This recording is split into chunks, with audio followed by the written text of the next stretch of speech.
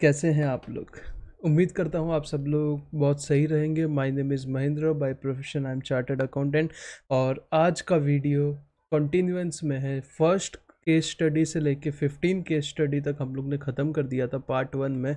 अभी यहाँ से हम लोग 16 से लेके 30 केस स्टडी क्या करेंगे, पूरा कंप्लीट कर लेंगे ये वीडियो में। अब तक हम लोग ने क्या किया है, इनकम टैक्स के पूरे एमसीक्यू डिस्कस कर लिए हैं, जीएसटी के पूरे एमसीक्यू डिस्कस कर लिए हैं, आरटीपी डिस्कस कर लिया है, मॉक टेस्ट पेपर डिस्कस कर लिया है, केस स्टडीज़ जीएसटी की कर ली है, और आज इनकम टैक्स की केस स्टडीज़ भी हम क्या कर लेंगे, ख़त्म कर लेंगे। इनकम टैक्स का मैराथन, रिवीजन मैराथन, बहुत ही अच्छे से in detail conceptual marathon already डाला गया है 2 पार्ट में। जीएसटी का एक पार्ट में पूरा मैराथन डाल दिया है। कंप्यूटेशन ऑफ टोटल इनकम के क्वेश्चन का मैराथन डाल दिया है। इतना कंटेंट आपको कहीं और नहीं मिलेगा। So you should subscribe this channel, तो आपको क्या मिले, हर चीज़ सबसे पहले देखने को मिले, और एग्ज़ाम नज़दीक है तो आपका प्रिपरेशन एट द बेस्ट रहे। ठीक है जी, क्वेश्चन नंबर 16 पे आते हैं। Without wasting any time just एक चीज़ बोल देता हूँ, आप चैनल को सब्सक्राइब कर सकते हो। It will give us motivation to do more. Mister Rajesh, question number 16। Mister Rajesh gifted ₹15 lakh to his wife Ravi on her birthday on 23rd of February 2021. Ravi lent 6 lakh rupees out of the gifted amount to the Karuna on 1st of April 2021 for 6 months, जिसके ऊपर उसको interest मिला है 30,000 का। तो ये story क्या है, रवि करके राजेश करके एक आदमी है जिसने अपनी वाइफ को गिफ्ट दिया है कुछ अमाउंट 15 लाख रुपए का, जिसमें से 6 लाख रुपए क्या कर दिया है, रावी ने करुणा को लेंट आउट कर दिया है। ठीक है, इसके ऊपर क्या मिला है, इंटरेस्ट आया है। तो इंटरेस्ट क्या होगा, राजेश के हाथ में क्लब हो जाएगा। इंटरेस्ट राजेश के हाथ में क्या होगा, क्लब हो जाएगा। The said sum of 30,000 was invested in share of company on 18th of October 2021, which were sold for 66,000 on 25th of March 2022. 66,000 में सेल हुआ है शेयर, जो कि 30,000 रुपीज़ का इन्वेस्टमेंट किया था। तो ये 30,000 का इनकम किसके हाथ में क्लब होगा, राजेश के हाथ में कि रावी के हाथ में। तो आपको अगर क्लबिंग का चैप्टर पढ़ा है तो नीचे नोट्स में मैंने आपको बताया था कि जो एक्रिएशन होता है इनकम का, मतलब इनकम के ऊपर जो इनकम मिलता है वो कभी क्लब नहीं होता, ये रावी के हाथ में ही रहेगा। एसटीटी पे किया था परचेज सेल दोनों पे, मतलब ये क्या है, वो STCG 111 है। Balance amount of gift was invested on 1st of April as a capital by Ravi in her new business, जिसकी वजह से उसको क्या हुआ, 22,000 रुपये का लॉस हुआ है। इनकम तो क्लब होगा राजेश के हाथ में, क्या लॉस भी क्लब होगा? हाँ जी बिल्कुल होगा, क्योंकि लॉस भी इनकम का ही पार्ट होता है। अगर इनकम क्लब होगा तो ये 22,000 रुपये का लॉस भी क्या होगा, राजेश के हाथ में क्लब हो जाएगा। Ravi is working with a private company as a sales executive at a salary of 62,000 per month. 60,000 rupees per month salary है किसका, रावी का। She paid 3,500 per month to tuition fees of her daughter। ठीक है, ATC में deduction मिलता है tuition fees का रिया का। राजेश जो है वो MNC में काम करता है, उसका मंथली सैलरी 64,000 है। उसने 1,25,000 रुपया गिफ्ट किया है किसको, रिया को, on her 13th of birthday. This amount is deposited as a 2-year term deposit with SBI Bank in her name. Minor child का इनकम है, किसके हाथ में क्लब होगा, इधर मदर और फादर, जिसका इनकम ज़्यादा होगा उसके हाथ में क्लब हो जाएगा, और 1,500 रुपये का डिडक्शन जो मिलता है वो देख लेंगे। On which interest of 11,500 accrue हो चुका है। Both mister Rajesh and missus Ravi opted to pay tax under section 115 BAC। Rajesh और रावी दोनों 115 BAC ऑप्ट करते हैं, मतलब इनको कोई ATC का डिडक्शन नहीं मिलेगा, मतलब डिडक्शन ही नहीं, बेनिफिट मिलेगा। और ये माइनर वाला भी इफेक्ट नहीं आएगा, और भी कौन सा नहीं आएगा, स्टैंडर्ड डिडक्शन वगैरह नहीं आएगा, जो देख लेंगे हम लोग। इन हुज हैंड, क्वेश्चन आप पे आ जाते हैं, 4 क्वेश्चन दिए हैं ये केस स्टडी के regarding. In whose hand the interest income receive from Karuna and interest on FD in the name of Riya would be included. 2 income थी, एक तो थी करुणा की।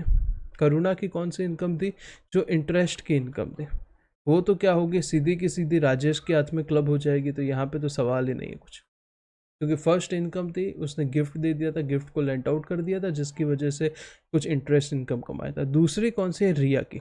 अभी रिया की इनकम के लिए देखना पड़ेगा मदर की इनकम और फादर की इनकम दोनों में से किसकी ज़्यादा इनकम है। जिसकी ज़्यादा इनकम होगी उसके हाथ में क्लब हो जाएगा। तो सबसे पहले आ जाते हैं राजेश की इनकम पे, फिर आएंगे रिया नहीं क्या, रावी की इनकम पे। राजेश की इनकम में सबसे पहले तो सैलरी का कंपोनेंट था जो कि है 64,000 इंटू 12। तो मैं कर देता हूँ 64,000 इंटू 12 कितना आता है, साथ में आप भी कैलसी लेके कर लीजिए, 7,68,000। दूसरा कौन सा, एक क्लबिंग का इनकम था, अरे क्लबिंग का कितना, करुणा को 30,000 रुपीज़ था मेरे हिसाब से। 30,000 रुपीज़ इनकम आ जाएगा,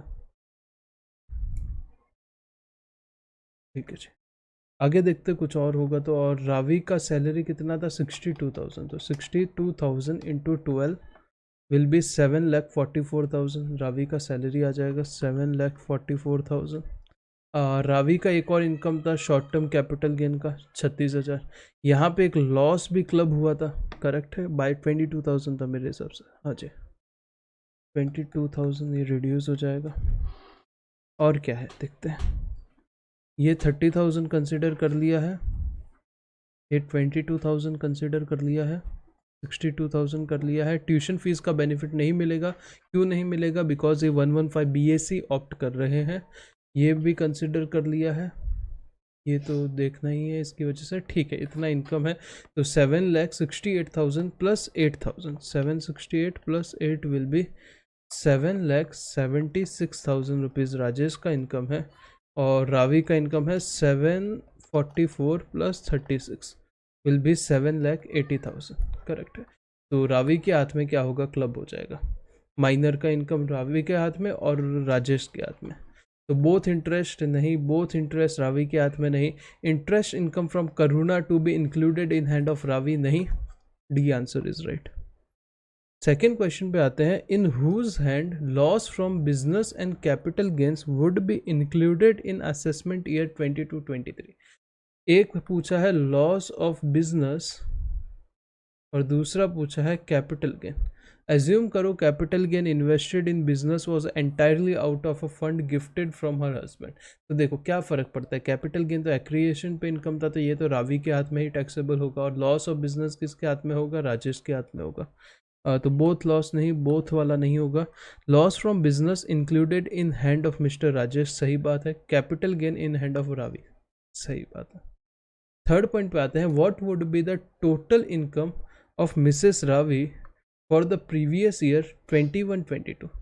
रावी का टोटल इनकम क्या होगा फॉर प्रीवियस ईयर 21-22। तो देखो एक तो ये निकाल दिया था हम लोग ने 7,80,000, ये तो रहेगा ही, प्लस इसमें माइनर चाइल्ड का वो इनकम था वो ऐड हो जाएगा, और यहाँ पे 1,500 का बेनिफिट भी नहीं मिलेगा। उसका रीज़न क्या है, 115 BAC ऑप्ट कर रहा है, तो 11,500 ही था मेरे हिसाब से इनकम तो, हाँ जी। ये दोनों ऐड कर लो, 7,80,000 प्लस 11,500, तो वो आंसर आ जाएगा 791,500 मेरे हिसाब से, 791,500। और राजेश का क्या इनकम था, 7,76,000,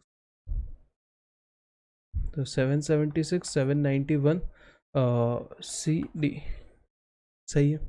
अच्छा इजी केस स्टडी था बट ठीक है।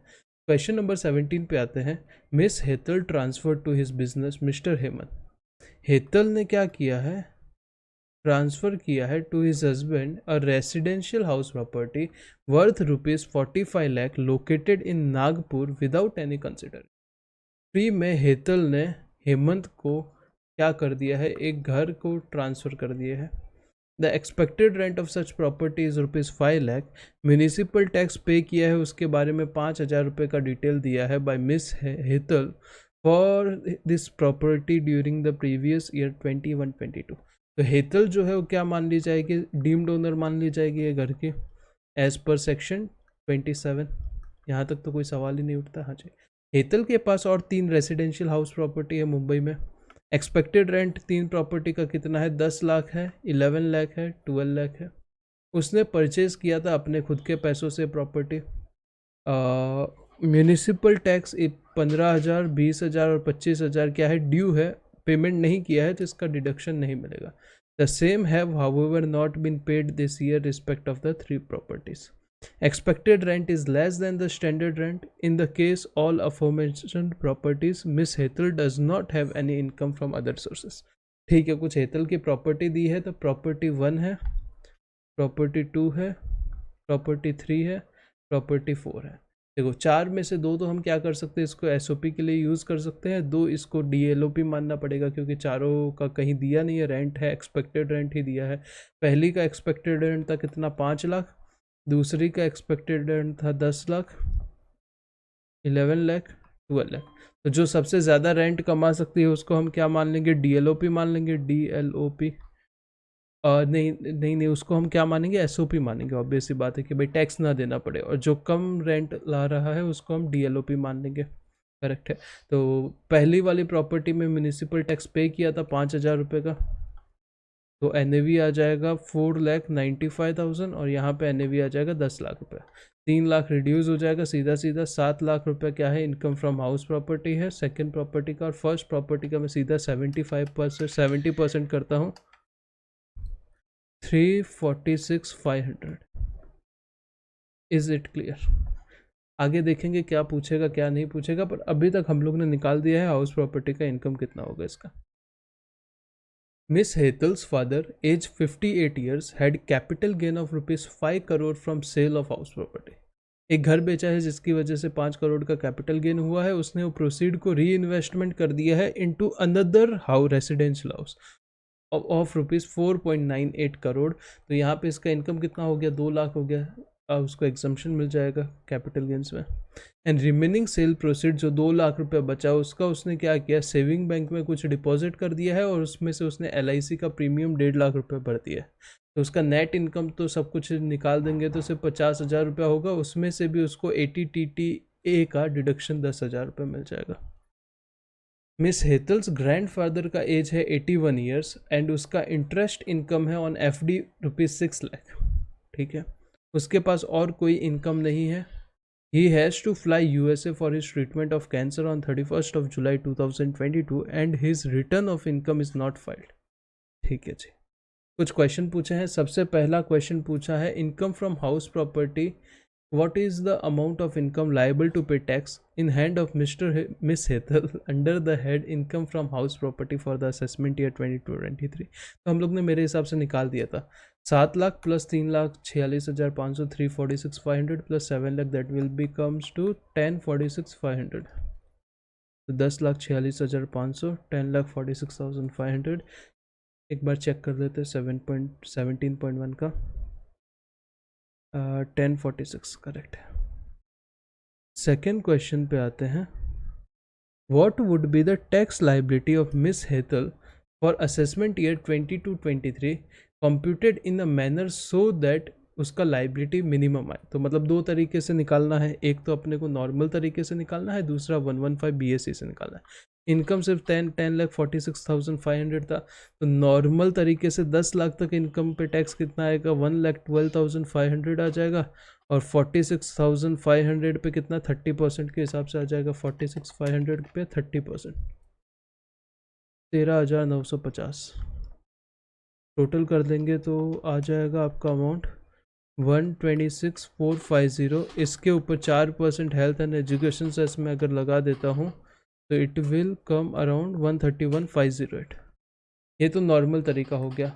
दूसरा हो गया 115 BSC का तरीका, up to 2.5 lakh 0, 2.5 to 5 lakh 5% tax आएगा। करेक्ट है, जो कि हो जाएगा 12,500। नेक्स्ट 5 लाख टू 7.5 लाख, आपका 10% आ जाएगा 25,000 रुपये।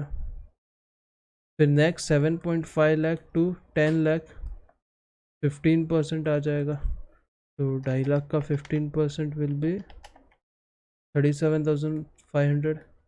फिर कितना था, नेक्स्ट 46,500 पे 20%। करेक्ट, 46,500 पे 20% विल बी 9,300।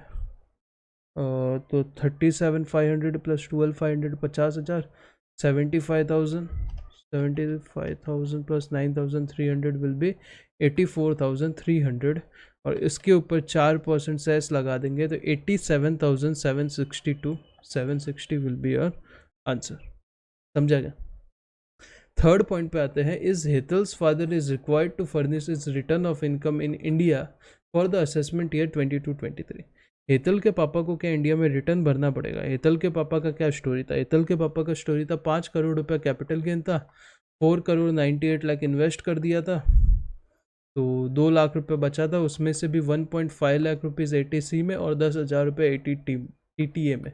तो इनकम तो कितना था? सिर्फ 40,000 रुपये था, जो कि बेसिक एग्जाम्पशन से कम है। पर अपने को रिटर्न फाइलिंग के लिए क्या चेक करना पड़ता है? इसके अंदर सब डिडक्शन ऐड कर दीजिए, जो कि 1,60,000 है, प्लस इसमें कोई कैपिटल गेन के डिडक्शन लिए हैं, जो कि ये वाला लिया है, एग्जाम्पशन लिया है, तो वो भी ऐड कर लीजिए। तो ऑब्वियसली बात है 5 करोड़ हो जाएगा, तो आपको रिटर्न क्या करना पड़ेगा? भरना पड़ेगा।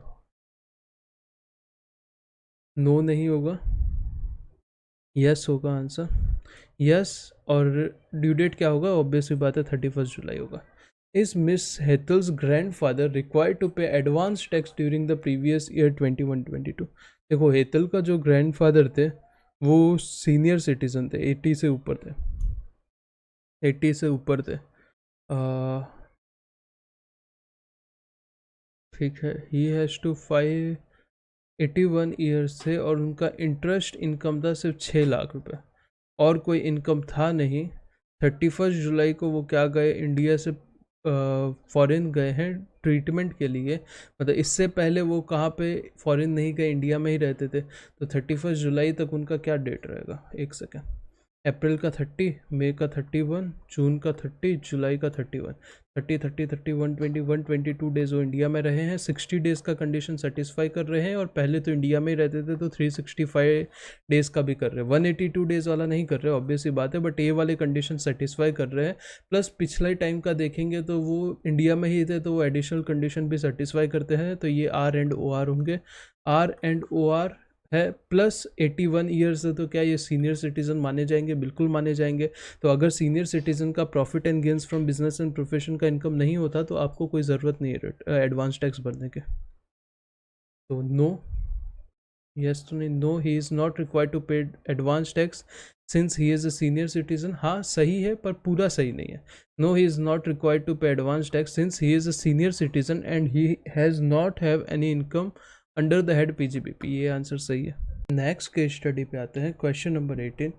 चंचल age 45 years provide you the following data of are gross receipt for financial year 2021 and 21-22। She is engaged in agency business along with providing services as tarot card reader. She is generally engaged in cash payment and cash receipt. ठीक है, उसका cash payment या cash receipt ही आता है, तो सीधा सीधा दिया है। बिजनेस से इतना पैसा आया है पिछले साल, और ये साल रिसिप्ट फ्रॉम प्रोफेशन इतना आया है, इतना आया है, टोटल ग्रॉस रिसिप्ट दिया हुआ है। ठीक है जी। उसने अमाउंट पे किया है 12 लाख रुपए का to contractor for polishing her old furniture in her SOP self occupied residential house property on 12th of April 2021। Contractor को पैसा दिया है SOP के लिए, रेजिडेंशियल SOP के लिए कितना दिया है? 12 लाख रुपए दिए। ठीक है जी। उसने सर्विसेज भी लिया है किससे? इंटीरियर डिज़ाइनर से, for the same residential house property. उसके लिए उसने 2,50,000 रुपये दिए। उसने इंटीरियर डेकोरेटर को पैसा दिया है जो कि प्रोफेशनल है, ऑब्वियसली बात है। सेम SOP के लिए 2.5 लाख। तो ये क्या चीज़ इंडिकेट करता है? TDS के बारे में बताता है। तो 194C में और 194J में क्या TDS कटेगा? दोनों केसेस में नहीं कटेगा। क्यों नहीं कटेगा? दोनों सेक्शन में बोला है अगर आपने पर्सनल पर्पस के लिए ये सर्विसेज ली है तो आपको TDS काटने की ज़रूरत नहीं है। यहाँ पे उसने पर्सनल रेजिडेंशियल हाउस प्रॉपर्टी के लिए लिया है सर्विस, तो TDS काटने की ज़रूरत नहीं है। ऑन 20th of May 2021 उसने एक कमर्शियल प्रॉपर्टी बेच दिया है फॉर ₹50 लाख। सेल कंसिडरेशन है 50 लाख रुपए। Stamp duty value on a date of registration is 58 lakh. Date of registration के दिन 58 लाख रुपए क्या है? स्टैम्प ड्यूटी वैल्यू है। The value adopted for stamp duty was 54 lakh on a date of agreement. Date of agreement के दिन स्टैम्प ड्यूटी वैल्यू 54 लाख है। तो कौन सा लेंगे? अगर डेट ऑफ एग्रीमेंट के दिन प्रिस्क्राइब्ड मोड से कोई पेमेंट रिसीव हो चुका है तो ये SDV ले लेंगे, नहीं तो ये लेंगे।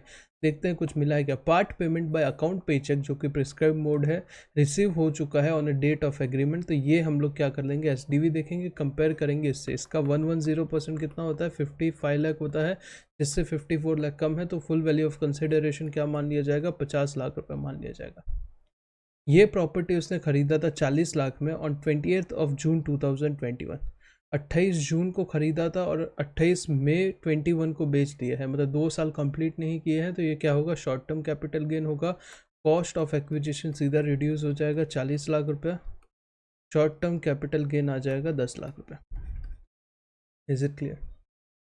ब्रॉड फॉरवर्ड लॉस आया है, long term capital loss from unlisted share of financial year 2021 is 5,50,000। ठीक है, पिछले साल का कोई लॉस था जो कैरी फॉरवर्ड होकर अभी आया है। During the year miss Chanchal incurred a loss of ₹70 lakh while trading in agriculture commodity derivative, no CTT paid। अभी ये देखो, जब हम मैंने क्लास में पीजीबीपी पढ़ाया था या रिवीजन में भी जब पीजीबीपी कराया था, तब एक उसमें स्पेक्युलेटिव बिजनेस वाला चीज़ बताया था। तो जनरली ये सब कमोडिटी डेरिवेटिव वगैरह, यहाँ पे जो भी चीज़ें होती है डेरिवेटिव्स के related, forward contract, future contract, ये सब कहाँ आता है, स्पेक्युलेटिव में आता है। बट एग्रीकल्चर कमोडिटी के रिलेटिव एक एक्सेप्शन था, ये क्या आ जाएगा, नॉर्मल बिजनेस में आएगा, ना कि स्पेक्युलेटिव बिजनेस में। ये लॉस 70 लाख नॉर्मल बिजनेस का लॉस है। Chanchal does not want to opt for section 115 BAC। ठीक है जी, उसके ऊपर कुछ क्वेश्चंस के आंसर देने हैं। सबसे पहले, क्या miss Chanchal liable to tax audit है फॉर दिस प्रीवियस ईयर 21-22। तो देख लेते हैं। सेल्स कितना था, 98 लाख था, 1 करोड़ होना चाहिए था, नहीं लायबल है। 50 लाख का प्रोफेशनल रिसिप्ट होना चाहिए था, 50 लाख नहीं हुआ है, नहीं लायबल है। तो क्या वो लायबल है टैक्स ऑडिट के लिए, no. No as the gross receive from business and professional below specified threshold limit, हाँ जी। तो वो आंसर बी था। सेकेंड पॉइंट पे आते हैं, with respect to the payment made to the contractor and interior designer during the previous year 21-22 miss Chanchal consulted various person and they have following views. कौन सा व्यू सही अपने को बताना है। पहला व्यू है कि she is required to deduct TDS under section 194C and 194J since her turnover from business for previous year. भाई ये तो तब होता ना अगर वो बिजनेस पर्पस के लिए उसका क्या लेती, यूज़ लेती, उसने पर्सनल पर्पस के लिए लिया है तो TDS काटने की ज़रूरत नहीं है। She is required to deduct TDS under section 194M on both the property.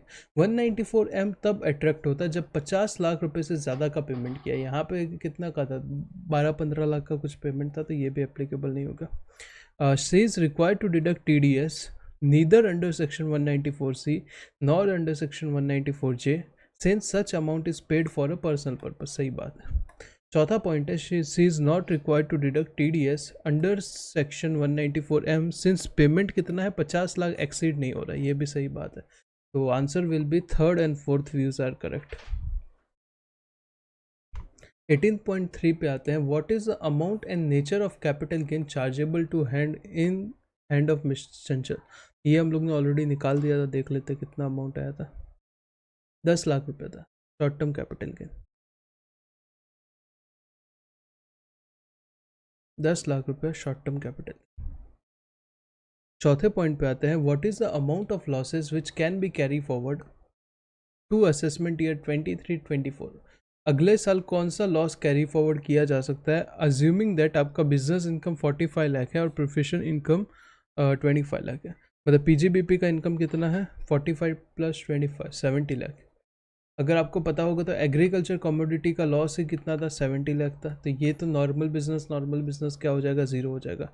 Short term capital gain कितना आया था, 10 लाख आया था। एक long term capital loss carry forward होके आया था, अब मुझे अमाउंट नहीं याद है, एक बार देख लेते हैं। लॉन्ग टर्म कैपिटल लॉस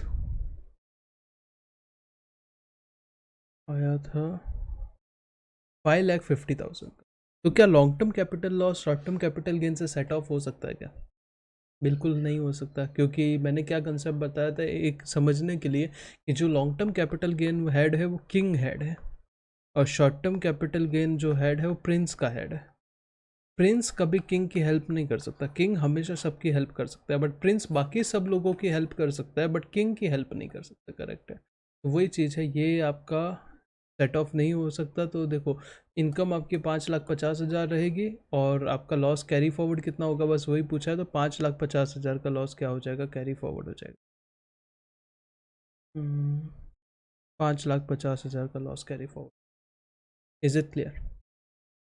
तो सबसे पहले नो सही है, फिर 3 and 4 view are correct. 10 lakh short term capital. Question number 19 पे आते हैं। Abhishek Seth, age 42 years, working as a CEO of soil limited. He provides you the following information for the preparation and filing of his income tax return for the year 31 March 22। ठीक है जी। Salary का income है 1,35,00,000। Dividend का income जो कि declare हुआ था Feb 21 में, मिला है अप्रैल 21 में, तो ये कौन सा इनकम माना जाएगा? डिक्लेयर कब हुआ था? फेब 21 में, तो ये पिछले साल का इनकम माना जाएगा। Dividend from PQR limited declared and receive in July 2021। ठीक है जी। Interest income from saving bank account, ये नॉर्मल बंदा है 42 ईयर्स, तो 80 TTA का बाद में डिडक्शन मिल सकता है इसको। लॉन्ग टर्म कैपिटल गेन हुआ है रेसिडेंशियल घर को बेचने की वजह से 1,73,540। सेक्शन 112 में 20% के हिसाब से टैक्स लग सकता है, देखेंगे आगे क्या होगा। ठीक है। Short term capital gain, transfer of listed equity share STT पे हुआ था, तो ये 111A STCG eight the rate 15%। He also furnished the following details of investment payment made by him during the previous year 21-20। 3 year का post office का time deposit कराया है, ठीक है। कंट्रीब्यूशन टू PPF किया है, 80C में डिडक्शन मिल जाएगा। ट्यूशन फीस पेमेंट किया है 3 बच्चों का, 2 बच्चों का मिल जाएगा 20,000 इंटू 2, 40,000 रुपये का डिडक्शन 80C में। NHAI national highway authority India limited के रिडीमेबल बॉन्ड परचेज किए हैं 5 साल के लिए ऑन 16 मार्च 2022। कभी घर बिका था 15 दिसंबर को, बॉन्ड खरीदे हैं 16 मार्च को, 3 महीने में खरीद लिए ना, तो बिल्कुल ये आपको कहाँ पे मिल जाएगा? 54EC में इसका डिडक्शन मिल जाएगा, एग्जम्पशन डिडक्शन जो बोलो मिल जाएगा। फर्दर उसका बेटा है धवल, जिसका उम्र है 15 साल। उसने अर्न किया है 2 इनकम। एक किया है क्विज कंपटीशन जो कि उसका स्किल एंड कॉम्पिटेंस है, ये क्लब नहीं होगा। बैंक पे FD किया है, ये क्लब हो जाएगा 9,500। अगर वो 115 BSc नहीं लेता तो 1,500 रुपये का डिडक्शन। एज्यूम करो that tax has been deducted on the time wherever applicable. Mister Abhishek does not want to opt for provision of section 115 BAC। कुछ आंसर्स के जवाब देने हैं, ठीक, कुछ सवालों के जवाब देने हैं। सबसे पहले, what is the quantum of income of mister Dhawal which is to be clubbed with income of mister Abhishek. मतलब बेटे का कौन सा इनकम पापा के हाथ में क्लब होगा, if any, assuming that income of mister Abhishek is greater than his spouse. तो सिंपल सी बात है, 8,000 रुपये क्लब हो जाएगा। क्वेश्चन नंबर 2 पे आते हैं। What is the gross total income? GTI पूछा है, तो GTI निकाल लेते हैं, सिंपल सा है। सबसे पहले हम क्या ले लेंगे? सैलरी ले लेंगे, 1,35,00,000। पहला डिविडेंड नहीं आएगा, दूसरा डिविडेंड कितना है? 5,90,000। और यहाँ पे एक सिली मिस्टेक मेरे से हो गया, आपसे भी हो सकता है। यहाँ पे 50,000 रुपये का स्टैंडर्ड डिडक्शन मिल जाएगा। ऐसी छोटी छोटी चीज़ें पता है, कंसेप्ट पता है, बट क्या होता है घाई घाई में कभी हो जाता है, तो ये चीज़ ध्यान रखनी है। फिर इंटरेस्ट इनकम मिला है, interest income 24,530। Long term capital gain हुआ तो था कितना? 173,540, बट ये ज़ीरो लेंगे क्योंकि 54EC का एग्जम्पशन मिल जाएगा, पूरा 2 लाख रुपए इन्वेस्ट किया है। नीचे शॉर्ट टर्म कैपिटल गेन है 1,111A वाला, वो ले लेते हैं। कितना था? 73 लाख रुपीज़, 73 लाख रुपीज़ ये आ जाएगा।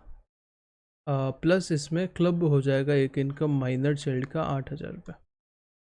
Is it clear? कैलकुलेटर मैंने ले लिया है, साथ में कैलकुलेट करते हैं कितना आएगा। सबसे पहले 1,35,00,000,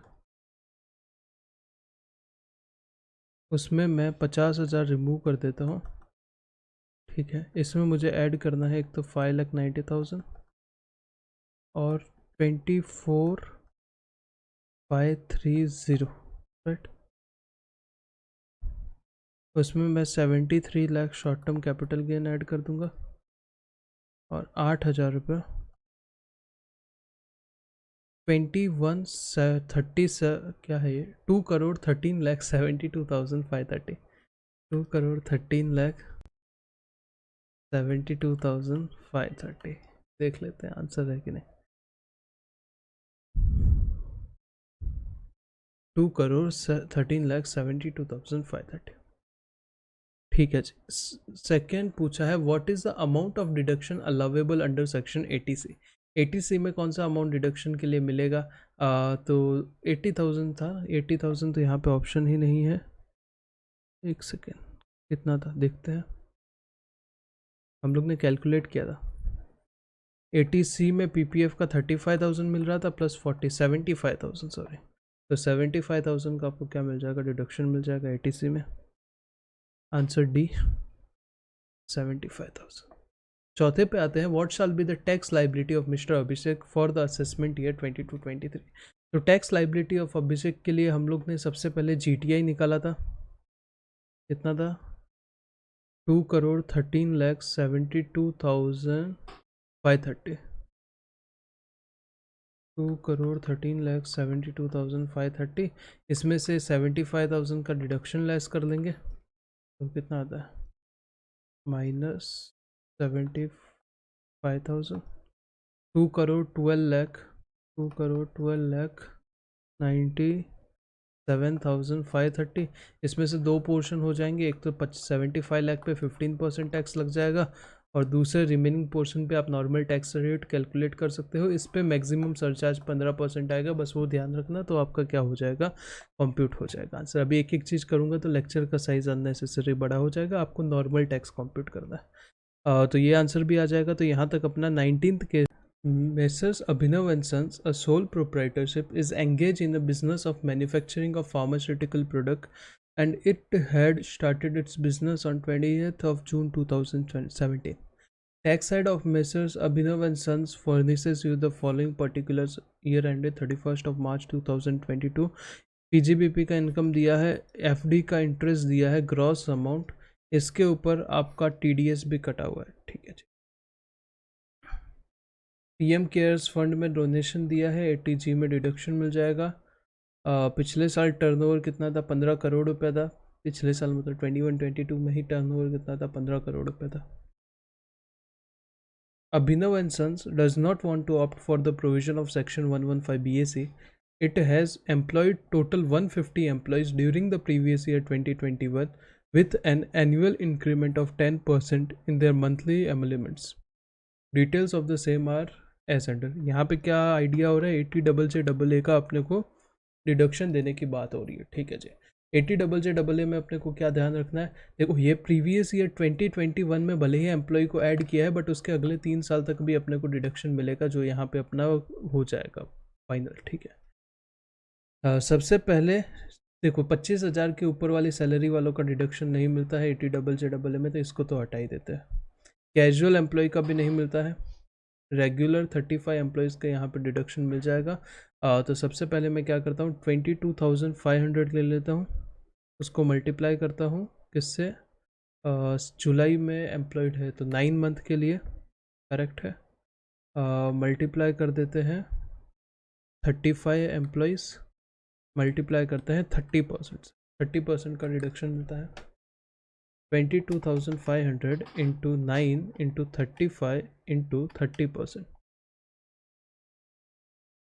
21,26,250। ये पहला डिडक्शन मिल जाएगा 80JJAA का, जो कि अगले साल मतलब अपने प्रीवियस ईयर 21-22 में भी कैरी फॉरवर्ड होगा। उसने ये साल फर्दर और 50 एम्प्लॉयज़ को क्या किया है, ऐड किया है। Details of the same are as under.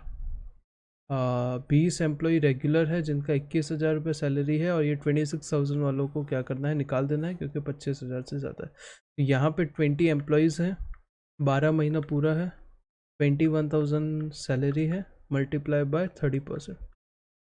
तो answer will B 20 into 12 into 21,000 into 30%, 15,12,000। अगर मैं ये दोनों का टोटल करता हूँ तो 80JJAA में डिडक्शन ये साल कितना मिल जाएगा, 15,12,000 प्लस 21 26,250, 36 38,250। ठीक है। Emoluments to the all employees are being paid by way of account paycheck. No employees have left job during the previous year 2021 and 21-22. ये मैंने क्वेश्चन देखो पहले खुद ने सॉल्व कर लिया था, तो मुझे पता था आगे क्या आने वाला है। आपको पहले पूरा पढ़ना पड़ेगा, ऑब्वियस सी बात है, केस स्टडी, फिर आगे कुछ एक्शन लेना है। मुझे पता था, सिंस कि मैंने ये प्रैक्टिस किया है पहले, तो मुझे पता है कि इसमें क्या आगे पूछेगा, इसलिए मैंने पहले ही कैलकुलेट करके रख दिया ताकि अपना क्या हो सके, टाइम सेव हो सके। Is it all right? पहला क्वेश्चन है, what is the due date of filing of return of income for Abhinav and sons. Abhinav and sons के लिए ड्यू डेट क्या होगा? तो ड्यू डेट बड़ा ही सिंपल है, आपका टर्नओवर इतना क्रॉस हो रहा है तो आपका ऑडिट एप्लीकेबल हो जाएगा, ऑडिट एप्लीकेबल हो जाएगा तो 31 अक्टूबर हो जाएगा। तो बड़ा ही सिंपल क्वेश्चन था।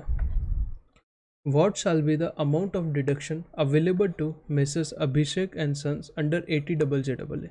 80JJAA का डिडक्शन मैंने अभी निकाल दिया आपके लिए, 3638,250। 3638,250। थर्ड पे आते हैं, what would be the total income of misses Abhinav and sons for the assessment year 22-23। तो टोटल इनकम क्या होगा? तो टोटल इनकम निकाल लेते हैं। टोटल इनकम में सबसे पहले पीजीबीपी आ जाएगा 575,22,750। दूसरा एफडी पे इंटरेस्ट आ जाएगा। ये मैं आईएफएस वगैरह क्लासिफिकेशन करके नहीं लिख रहा हूँ, सिर्फ एमसीक्यू के हिसाब से आंसर निकाल रहा हूँ। इसमें से 80G प्राइम मिनिस्टर वाला लेस हो जाएगा, कितना था? 2,50,000। 80JJAA लेस हो जाएगा 3632, क्या था जो भी था, 3638,250। 3638,250 और तो कुछ नहीं है। ठीक है, तो ये आपका मेरे हिसाब से टोटल इनकम आ जाना चाहिए। 575,22,750 plus 12,50,000 minus 2,50,000 minus 36,38,250 will come to 5,48,84,500। 5,48,84,500। ठीक है। चौथा पूछा है टैक्स लाइबिलिटी क्या होगा, तो मैंने फॉर टाइम सेविंग कुछ कैलकुलेट करके रखा है। अपना टोटल इनकम आया था 5,48,84,500। फर्स्ट 10 लाख पे 1,12,500 टैक्स आएगा। नेक्स्ट बचा हुआ 5,38,000 5,38,84,500 पे 30% आपका आ जाएगा, ये 1,61,65,350 जो भी। तो ये दोनों का टोटल करके टैक्स आ जाएगा। इसके ऊपर 37% सरचार्ज लग जाएगा क्योंकि इनकम 5 करोड़ से ऊपर है। तो सरचार्ज को ऐड करने के बाद इनकम आपका इतना आ जाएगा। उसके ऊपर 4% हेल्थ एंड एजुकेशन सेस लग जाएगा। अभी आप बोलोगे सर ये मैच नहीं हो रहा है, यहाँ पे 2 करोड़ 30 लाख है, यहाँ पे 2 करोड़ 31 लाख है। तो ऊपर एक ऐसा एडजस्टमेंट दिया था जहाँ पे आपके गलती होने के पूरे चांस है, इसीलिए मैंने जानबूझ के वो एडजस्टमेंट नहीं किया वहाँ पे बताने के लिए। यहाँ पे अगर आप देखोगे, इफ एफडी पे जो इंटरेस्ट मिला था इसके ऊपर टीडीएस ऑलरेडी डिडक्ट हो चुका है, तो उसका मुझे बेनिफिट तो मिलेगा ना। तो 12,50,000 का अमाउंट था, उसके ऊपर 10% मुझे क्या मिल जाएगा, टीडीएस का रिफंड मिल जाएगा, बेसिकली लेस हो जाएगा टैक्स से। तो इसमें से जब आप 1,25,000 रुपीज़ लेस कर दोगे, 1,25,000 एज अ टीडीएस लेस कर दोगे, तो आपका ये आंसर मैच हो जाएगा। Is it clear? तो यहाँ पे अपने 20 हैं।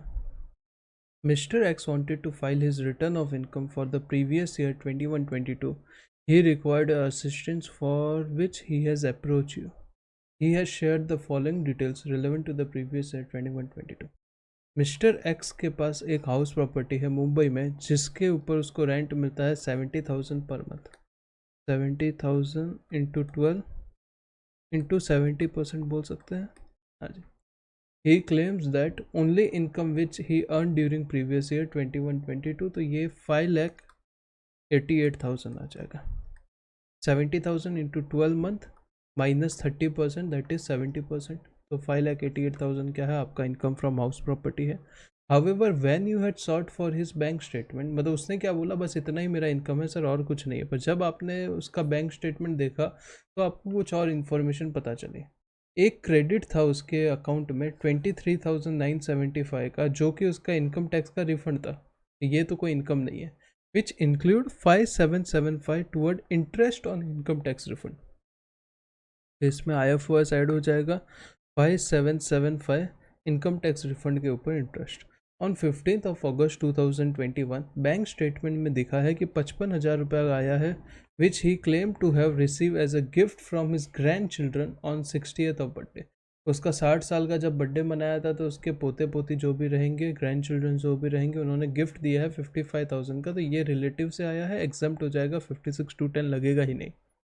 ऑन फर्दर असेसमेंट फिर आपने देखा तो आपको पता चला कि मिस्टर एक्स और उसकी वाइफ ऑस्ट्रेलिया गए थे घूमने के लिए during previous year 21-22 to spend some time with her daughter who is staying in Australia since her marriage.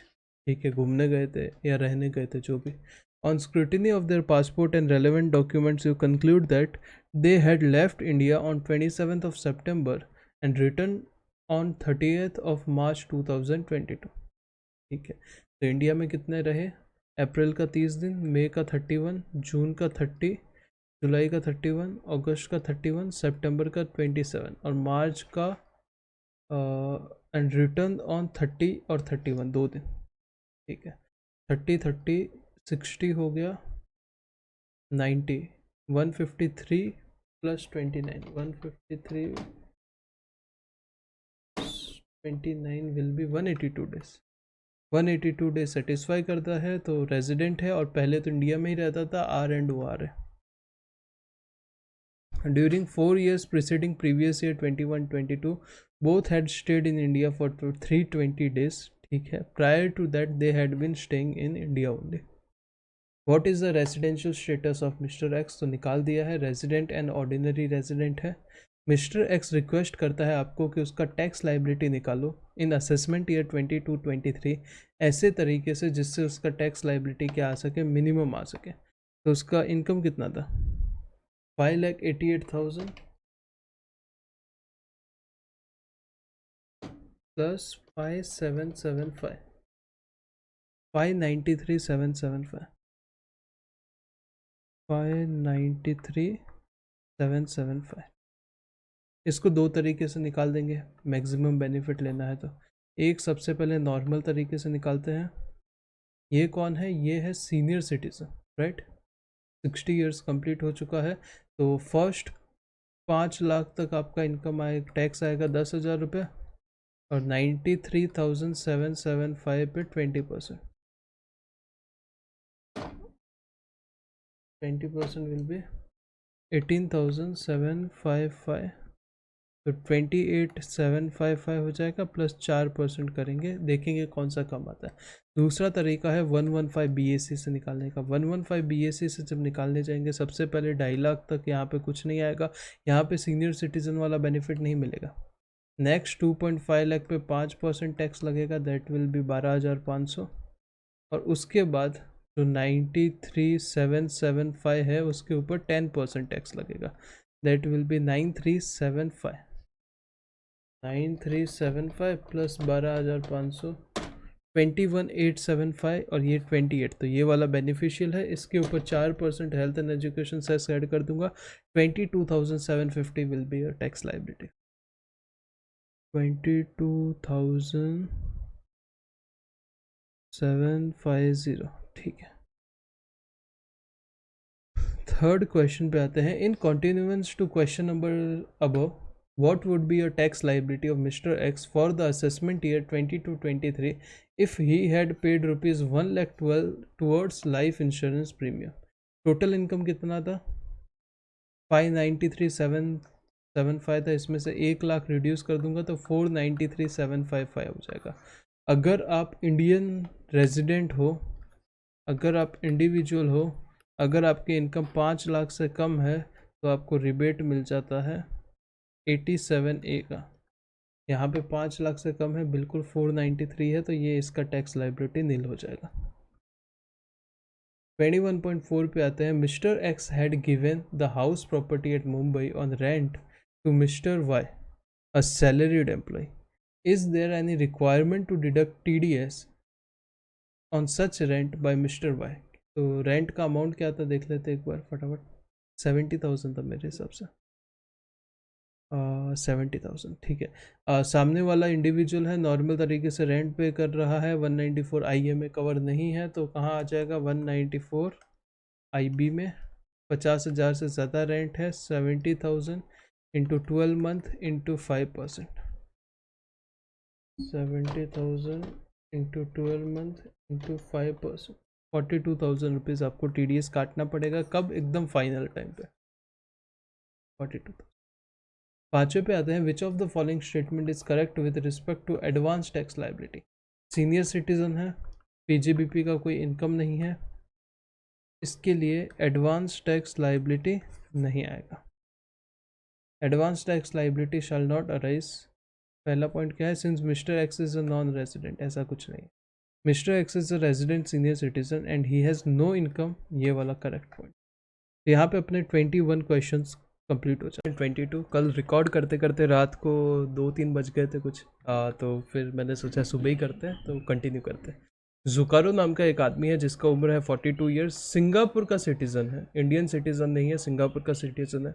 India में विजिट करता है, मतलब 182 डेज़ भी देखा जाएगा और 365 डेज़ वाला भी देखा जाएगा, क्योंकि इंडियन सिटीज़न नहीं है। अगर इंडियन सिटीज़न होता है तो ही 182 डेज़ देखा जाता है अगर वो विजिट करता है। नॉर्मल बिजनेस के लिए आता है। He was in India for the first time in year 2017-18, ठीक है। 18-19 में आया, 19-20 में भी आया, 2021 में भी आया। करेंट फिनेंशियल ईयर में वो अपनी फैमिली के साथ आया 10th ऑफ अगस्त को फॉर अ प्लेजर ट्रिप। उसकी फैमिली 31 अगस्त को निकल गई, बट वो 17 ऑफ नवंबर तक बैठा रहा यहाँ पे। तो देख लेते 10 अगस्त यानी कितना, 9 दिन निकाल दो। 22 डेज हो गया अगस्त को, करेक्ट है। सितंबर का 30, अक्टूबर का 31, नवंबर का कितना है? 17 दिन। तो 61 प्लस, एक second, 61 plus 22 plus 17, that will B 100 days हो इंडिया में था, करेक्ट है, ठीक है। 10 अगस्त को आया था, 17 नवंबर को चला गया था, 100 डेज था, मतलब 182 डेज का सेटिस्फाई कंडीशन करता है नहीं, 60 डेज का करता है बिल्कुल। हाँ, पिछले 4 साल में क्या 365 करता है? हाँ जी, कर देता है, क्योंकि 270 190 यही मिला के आपका कितना हो जाएगा? 365 डेज हो जाएगा। तो ये रेजिडेंट तो है, बिल्कुल है। दूसरा कंडीशन देखना पड़ेगा, क्या ये रेजिडेंट एंड ऑर्डिनरी रेजिडेंट है या resident and not ordinary resident है। अगर 7 साल में 730 दिन वाला कंडीशन अगर आप देखोगे तो वो तो ये सेटिस्फाई कर देता है, क्योंकि अगर हम देखेंगे ये साल में वो 100 डेज था, plus 270 plus 190 plus 145 plus 155, that is 860 days तो हो जाता है। बट दूसरा कंडीशन ये सेटिस्फाई नहीं कर पाता, क्योंकि 10 साल में ये 2 साल क्या नहीं है, रेजिडेंट नहीं है इंडिया में। 140 डेज 155 डेज वगैरह है, बट उसके पिछले 4 साल में 365 डेज नहीं रह पाएगा, करेक्ट है। तो ये रेजिडेंट तो है, but resident and not ordinary resident है, यहाँ तक क्लियर है। Mister Zukaro owns a manufacturing unit in Singapore. Singapore में एक मैन्युफैक्चरिंग यूनिट है, basically comes for India to procurement of raw material. वो इंडिया में क्यों आता है? रॉ मटेरियल खरीदने आता है। उसने एक अपॉइंट किया है मिस्टर मनीष नाम का एक dependent agent in Mumbai, who procures raw material from India and then export to Singapore. यहाँ पे याद आना चाहिए सेक्शन 911 का ए पार्ट, जो कि डील करता था बिजनेस कनेक्शन से। डिपेंडेंट एजेंट है, आपके लिए सेल परचेस कर रहा है, तो यहाँ पे बिजनेस कनेक्शन बन जाएगा। बट बिजनेस कनेक्शन में हम लोग ने 4-5 एक्सेप्शन देखे थे। पहला ही एक्सेप्शन था कि अगर आप इंडिया से क्या करते हो, गुड्स प्रोक्योर करते हो और उसको एक्सपोर्ट कर देते हो, तो ये आपका बिजनेस कनेक्शन नहीं माना जाएगा। Income deem to accrue and arise in India नहीं होगा। आप मेरा रिवीजन लेक्चर या आपने मेरे फुल लेक्चर्स देखे रहेंगे तो आपको ये कंसेप्ट बहुत अच्छे से समझ गया रहेगा। इनकम 8,75,000 था जो रिसीव हुआ है सिंगापुर में out of the activity in previous year 21-22। ये बिजनेस एक्टिविटी से 8,75,000 रुपीज़ का इनकम हुआ है, पर ये बिजनेस कनेक्शन कंसिडर नहीं होगा, तो इनकम नहीं टैक्सेबल होगा। He had purchase a residential property in 17,50,000 इन इंदौर इन अप्रैल 2018। 2018 में एक प्रॉपर्टी खरीदा था। On getting a attractive deal in November 21, 2018 April November 21 long term capital gain होगा। उसने प्रॉपर्टी बेच दिया है 26,25,000 में, तो फुल वैल्यू ऑफ कंसिडरेशन कितना आ जाएगा? 26,25,000, करेक्ट। उसमें से ट्रांसफ़र एक्सपेंस लेस कर देते हैं 2%, 26,25,000 का 2% रिड्यूस कर देता हूँ तो मैं 52,500, तो नेट कंसिडरेशन विल बी 25,72,500। उसमें से मैं लेस करूँगा क्या? एक तो index cost of acquisition less कर दूंगा। ख़रीदा कब था? ख़रीदा था 18-19 का इंडेक्स नंबर लेना पड़ेगा, 17,50,000 इंटू 317 डिवाइड बाय 18-19 का इंडेक्स नंबर कहीं दिया रहेगा नीचे, देख लेंगे तभी आएगा तब। Mister Zukaro had also purchase an agriculture land in India and lease it out to the tenant. Agriculture land India में खरीदा है और उसने भाड़े पे दे दिया है। The tenant share a portion of his agriculture income with mister Zukaro for a consideration for a rent every year. Rent देने की जगह वो कुछ शेयर दे देता है जो कि अमाउंट है 6,50,000। ऐसे तो 10(1) में एग्जेम्प्ट हो जाएगा एग्रीकल्चर इनकम, बट वो पार्शियल इंटीग्रेशन का कंसेप्ट लग के टैक्स लग सकता है। पार्शियल इंटीग्रेशन में क्या करना होता है? सबसे पहले agriculture income plus non agriculture income दोनों को मिला के क्या करो? टैक्स निकाल दो। फिर एग्रीकल्चर इनकम के साथ साथ बेसिक एग्जेम्पशन ऐड करके उसके ऊपर टैक्स लगा दो, 1-2 करके हेल्थ एंड एजुकेशन सरचार्ज वगैरह है वो लगा दो, आपका आंसर आ जाएगा। What is the residential status of Mr. Zucaro for the assessment year 22-23? तो ये resident but not ordinary resident हो जाएगा। Assume for the purpose of answering this question only that Mr. Zucaro is a non-resident. Would income of rupees 8,75,000 earned through activity of procuring raw material for the manufacturing unit in Singapore be taxable in India? नहीं होगा। क्यों नहीं होगा? Business connection जो concept है section 911A में, उसका ही exception दिया हुआ है। उसमें लिखा है कि अगर आप इंडिया में आते हो, इंडिया से प्रोक्योर करके सीधा सीधा एक्सपोर्ट कर देते हो, तो हम इसको बिजनेस कनेक्शन नहीं मानेंगे और ये income deem to accrue and arise नहीं होगा। तो no, as it is not confined to purchase of goods in India for further export and hence not an income deemed to accrue and arise in India. Would income arising from transfer of residential house property in Indore is chargeable to tax in India? बिल्कुल लगेगा, क्यों नहीं लगेगा? India की property, भले ही आप resident हो non resident हो, कुछ नहीं फ़र्क पड़ता। सेक्शन 911 बी या सी में कहीं पे स्कोप में आ जाएगा, बी में नहीं, बी या सी डी में जो भी आ जाएगा, सेक्शन 911 में आ जाएगा, टैक्सेबल होगा, बिल्कुल होगा। अगर आप इंडिया की प्रॉपर्टी को, भले ही आप नॉन रेजिडेंट हो, किसको भी बेच रहे हो, इंडिया में टैक्स लगेगा, बिल्कुल लगेगा। कितना अमाउंट लगेगा? इंडेक्स नंबर देख लेते हैं, 280 था, तो डिवाइड बाय 280 कर देता हूँ।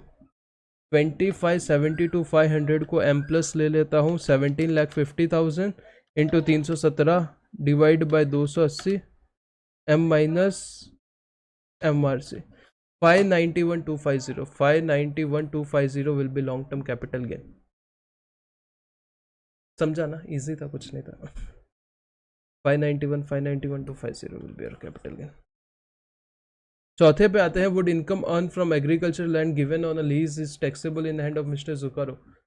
क्या एग्रीकल्चर लैंड जो लीज पे दिया था वो टैक्सेबल होगा? नहीं, इनकम तो एग्जाम्प्ट होगा, पर वो पार्शियल इंटीग्रेशन लगेगा, वो अलग चीज़ है, वो कॉम्पिटिशन ऑफ टैक्स लाइबिलिटी में लगेगा। एग्रीकल्चर इनकम तो 10(1) में एग्जाम्प्ट हो जाता है ना। एक बार देख लेते हैं कहीं पे पार्शियल इंटीग्रेशन का मेंशन तो नहीं है। No such income is exempt.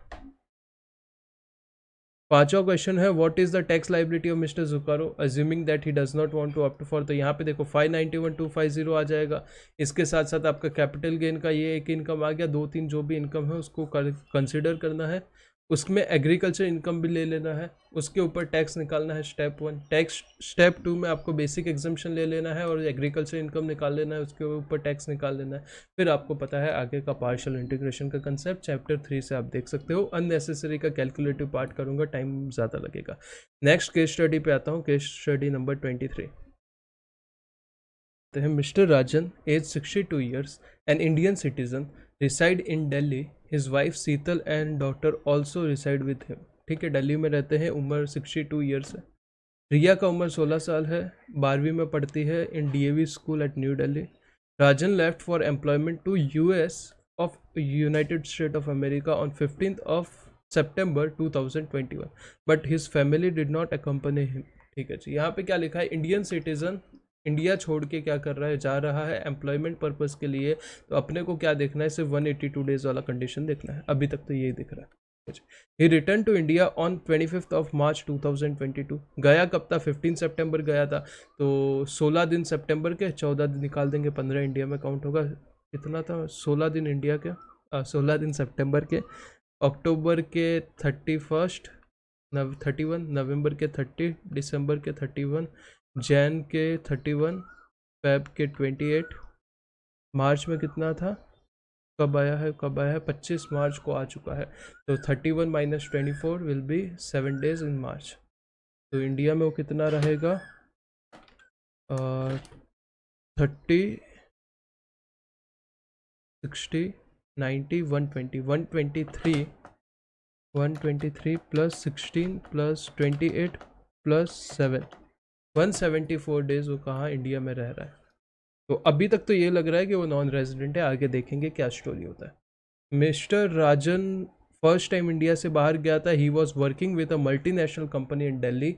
He earn salary of rupees 14 lakh from his job in India. India की जॉब से उसको 14 लाख रुपीज़ सैलरी मिला है। उसे ट्यूशन फीस पे किया है 1,80,000 का फॉर रिया की एजुकेशन के लिए। तो इसमें से 1.50 लाख आपको क्या मिल जाएगा, डिडक्शन मिल जाएगा एटीसी में, ठीक है।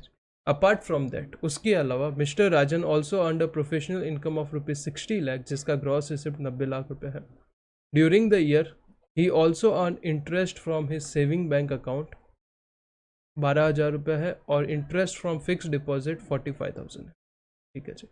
Mister Rajan also earn a salary income equivalent to rupees 6 lakh from USA for his job.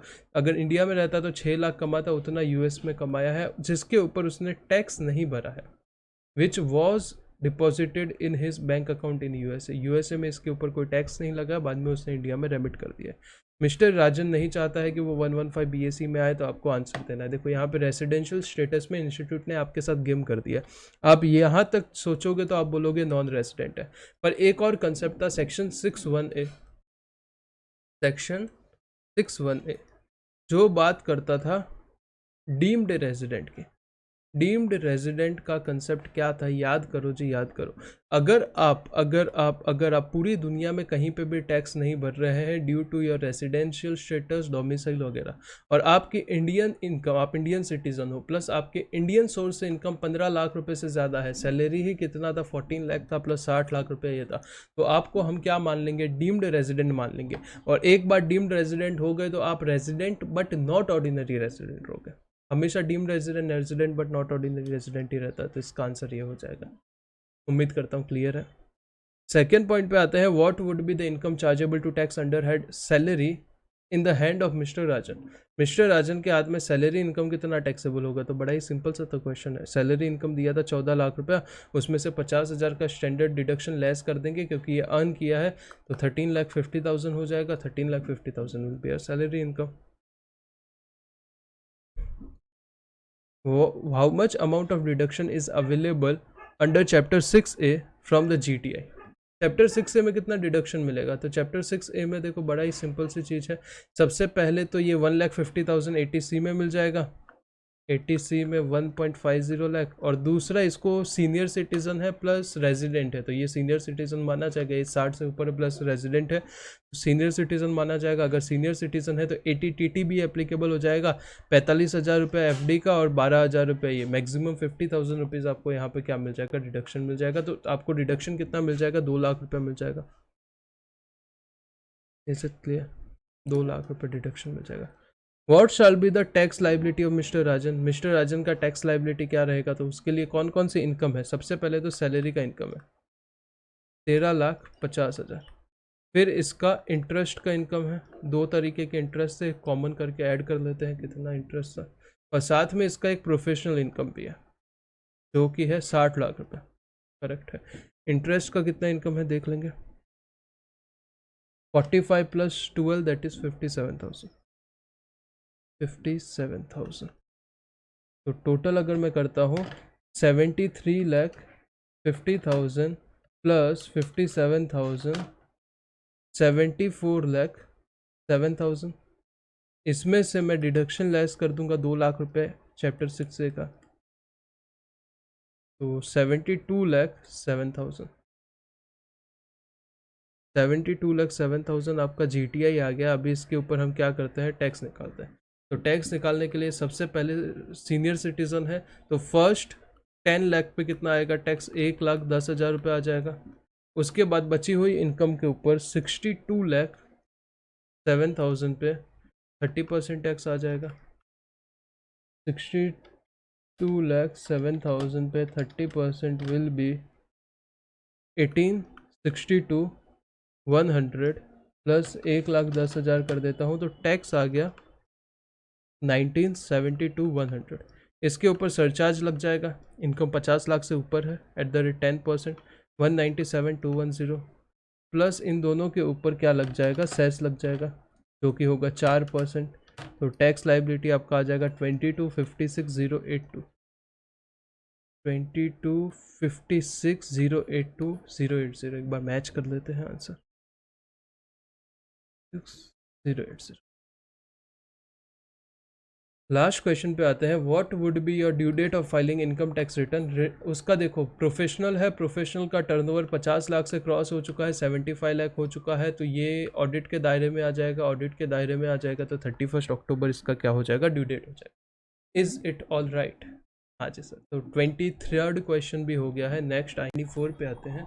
Mister A age 52 years is a CEO of XYZ। During the previous year 21-22 से सैलरी अर्न किया है 1,65,00,000, 1,65,00,000 and long term capital gain on sale of listed equity share STT pay किया है amounting to ₹1,06,500 112A वाला है। Interest मिला है 4,82,778 on saving bank account. Further he has provided the following other information for the filing of his return of income. उसको कोई HRA नहीं मिला है from his employer. Mister A ने लोन लिया था स्टेट बैंक ऑफ इंडिया से of 27 October 2019 for repairing of his house at Delhi and pay करता है इंटरेस्ट ऑन बोरोइंग 80,000 और 1,50,000 टुवर्ड द प्रिंसिपल रीपेमेंट। घर का लोन किसके लिए लिया है, रिपेयर के लिए लिया है। SOP है, हाँ जी SOP है। इंटरेस्ट कितना क्वालिफाई होगा, 2 लाख होगा या 30,000 होगा, 30,000 होगा बिकॉज रिपेयर के लिए क्या लिया है, लोन लिया है। ये NAV 30,000 नेगेटिव हो जाएगा यहाँ से, बाकी तो कुछ इसमें से रेंटल इनकम तो आया नहीं है। Mister A has made the following payment toward the medical insurance premium for health policy taken for his family में। मेडिकल प्रीमियम भाई के लिए लिया है जो क्वालिफाई होता है, नहीं होता है। मेडिकल प्रीमियम पेरेंट्स के लिए पे किया है, होगा, हाँ 80D में डिडक्शन मिल जाएगा। मेडिकल प्रीमियम सेल्फ और वाइफ के लिए लिया है 21,000 का, 80D में डिडक्शन मिल जाएगा। उसने 6,400 रुपये का प्रिवेंटिव हेल्थ चेकअप कराया है, कैश में कराया है। कैश में प्रिवेंटिव हेल्थ चेकअप अलाउड होता है, बिल्कुल अलाउड होता है। मैक्सिमम कितना अलाउड होता है, 5,000 अलाउड होता है। किसके लिए कराया है, खुद के लिए और वाइफ के लिए, वाइफ के लिए कराया है तो ये वाली स्लैब में ऐड हो जाएगा, बट पूरा 5,000 नहीं होगा, 4,000 ही होगा क्योंकि मैक्सिमम 25,000 रुपये का मिलता है। तो 25,000 ये और 17,670 ये, तो इतना आपका क्या आ जाएगा, डिडक्शन आ जाएगा 80D वाला। उसने डिपॉजिट किया है 1,00,000 रुपया PPF में, ATC में डिडक्शन मिल जाएगा। ऑल्सो डिपॉजिट 50,000 रुपया and 2,50,000 toward tier 1 and tier 2 NPS से टायर 1 50,000 क्या हो जाएगा, ऐड हो जाएगा, that will be 1,50,000 rupees ATC deduction. Is it clear? He has paid 5,30,000 as advance tax. उसके एम्प्लॉयर ने TDS काटा है 51,89,000। He is in opinion that balance amount of tax if any will be pay on 27th of July, मतलब return भरने से पहले, due date से पहले कर देगा। ठीक है जी, कुछ चीज़ें पूछी है, देखते हैं। Based on the above fact सबसे पहले क्या बताना है, what would be the amount of deduction available. तो डिडक्शन में देखो 3 चीज़ें हैं। सबसे पहले ATC है 1,50,000, ATD है जिसमें 2 अमाउंट थे, एक तो 25,000 था और एक 17,000 समथिंग था। 25,000 प्लस 17,670, ATD आपको 42,670 मिल जाएगा। 42,670 प्लस 80 TTA मिल जाएगा, ऊपर सेविंग बैंक इंटरेस्ट था 10,000 रुपये। तो 52,670 plus 1,50,000 will be a deduction का अमाउंट 202,670। 202 देख लेते हैं मैच होता है कि नहीं। 202,670। Assume that for the purpose of answering of this question alone, Mr. A पे करता है rent 65,000 per month for his rented house at Mumbai to Mr. C. Mr. A liable to deduct TDS. 50,000 से ज़्यादा rent पे कर रहा है, हाँ जी. 194 IB में 65,000 रुपीज़ इंटू 12 मंथ्स इंटू 5% का TDS डिडक्ट कर देगा. 65,000 इंटू 12 इंटू 5%, 39,000 रुपीज़ का TDS. What would be the amount of net tax payable for the assessment year 22-23? Net tax payable बोल रहा है तो सबसे पहले हम टोटल इनकम निकाल लेते हैं. उसके लिए इनकम फ्रॉम सैलरी कुछ है, हाँ. IFRS का एक इनकम है इंटरेस्ट का. 30,000 का तो आपका हाउस प्रॉपर्टी का लॉस है. और कुछ था, डिडक्शंस है अपने पास 202 है ना, 202,670. और कुछ इनकम होगा तो देखते हैं ऊपर. तो सबसे पहले मैं आ जाता हूँ सैलरी के ऊपर और इंटरेस्ट के ऊपर. सैलरी है आपका 1,65,00,000, 1,65,00,000. तो 1,65,00,000 में से 50,000 मैं रिड्यूस कर दूंगा तो 1,64,50,000. 1,64,50,000. उसमें एक और इनकम, ये लॉन्ग टर्म कैपिटल गेन 106,500 आ जाएगा, प्लस सेविंग बैंक का इंटरेस्ट है 482,778. 1,70,39,278 इसका इनकम है. उसमें से 30,000 रिड्यूस कर देंगे. उसमें से एक और 2,02,670, राइट, वो भी रिड्यूस कर देंगे. तो इतना आपका क्या हो जाएगा, इनकम हो जाएगा, total income, which will come around 1,68,06,608. ऐसा कुछ इनकम का फिगर आएगा. इसमें से सबसे पहले आपको क्या करना है, वो 106,500 पे टैक्स निकाल देना है. 1,00,000 पे कुछ नहीं, 6,500 पे 10% इनकम टैक्स आ जाएगा. LTCG 112 है 650. रिमेनिंग इनकम के ऊपर आपको नॉर्मल तरीके से टैक्स निकाल देना है. सरचार्ज आ जाएगा, इनकम 1 करोड़ से ऊपर है तो 15% के हिसाब से. हेल्थ एंड एजुकेशन से साइड कर देना तो आ जाएगा टैक्स. कैलकुलेटिव पार्ट पे मैं नहीं जा रहा हूँ, अननेसेसरी का बहुत ज़्यादा टाइम वेस्ट हो. What would be the amount of interest chargeable under section 234B? देखो 234B में इंटरेस्ट ऑन एडवांस टैक्स कब लगता है, जब जो आपने एडवांस टैक्स एक्चुअली पे किया है, जो आपने एडवांस टैक्स एक्चुअली पे किया है वो 90% या उससे ज़्यादा है ऑफ एक्चुअल टैक्स पेबल. जो ऊपर आप एक्चुअल टैक्स पेबल निकालोगे यहाँ पे, उसमें से दो चीज़ें लेस होगी, एडवांस टैक्स लेस होगा और TDS लेस होगा. तो अगर वो एडवांस टैक्स का अमाउंट और वो जो अमाउंट है टैक्स का उसमें 90% से ज़्यादा हम लोग ने एडवांस टैक्स पे कर दिया था तो आपके ऊपर कोई इंटरेस्ट नहीं लगेगा. तो यहाँ पे नील है, मतलब वो हो जाएगा. ठीक है जी. तो यहाँ पे क्वेश्चन नंबर 24 ख़त्म होता है. नेक्स्ट क्वेश्चन नंबर 25 पे आते हैं. मिस्टर सार्थक, जिसका एज है 38 ईयर्स, नोबिता प्राइवेट लिमिटेड में काम करता है as a senior manager finance. His yearly pay slip for the financial year 21-22. Basic salary है, DA है, HRA है, ट्रांसपोर्ट अलाउंस है, पर्सनल अलाउंस है, चिल्ड्रन अलाउंस 2 बच्चों का 2,400 का मिलता है डिडक्शन, बट देखना पड़ेगा 115 BAC है या नहीं है. मेडिकल अलाउंस है, बोनस है, ठीक है. एम्प्लॉय का कंट्रीब्यूशन है PF में 114,132, PT है 2,400 रुपये, इनकम टैक्स और नेट पेएबल इतना, और आपका टोटल अर्निंग 1653,210. ठीक है. His employer also contribute equal amount of contribution toward PF. Employer भी क्या करता है, इक्वल अमाउंट करता है. एम्प्लॉय कितना कर रहा था, एम्प्लॉय कर रहा था 114,132, बट एग्जाम कितना होगा, मतलब टैक्स कितने, सैलरी का पार्ट कितना नहीं बनेगा, 12% of salary, 12% of basic plus 12% of DA.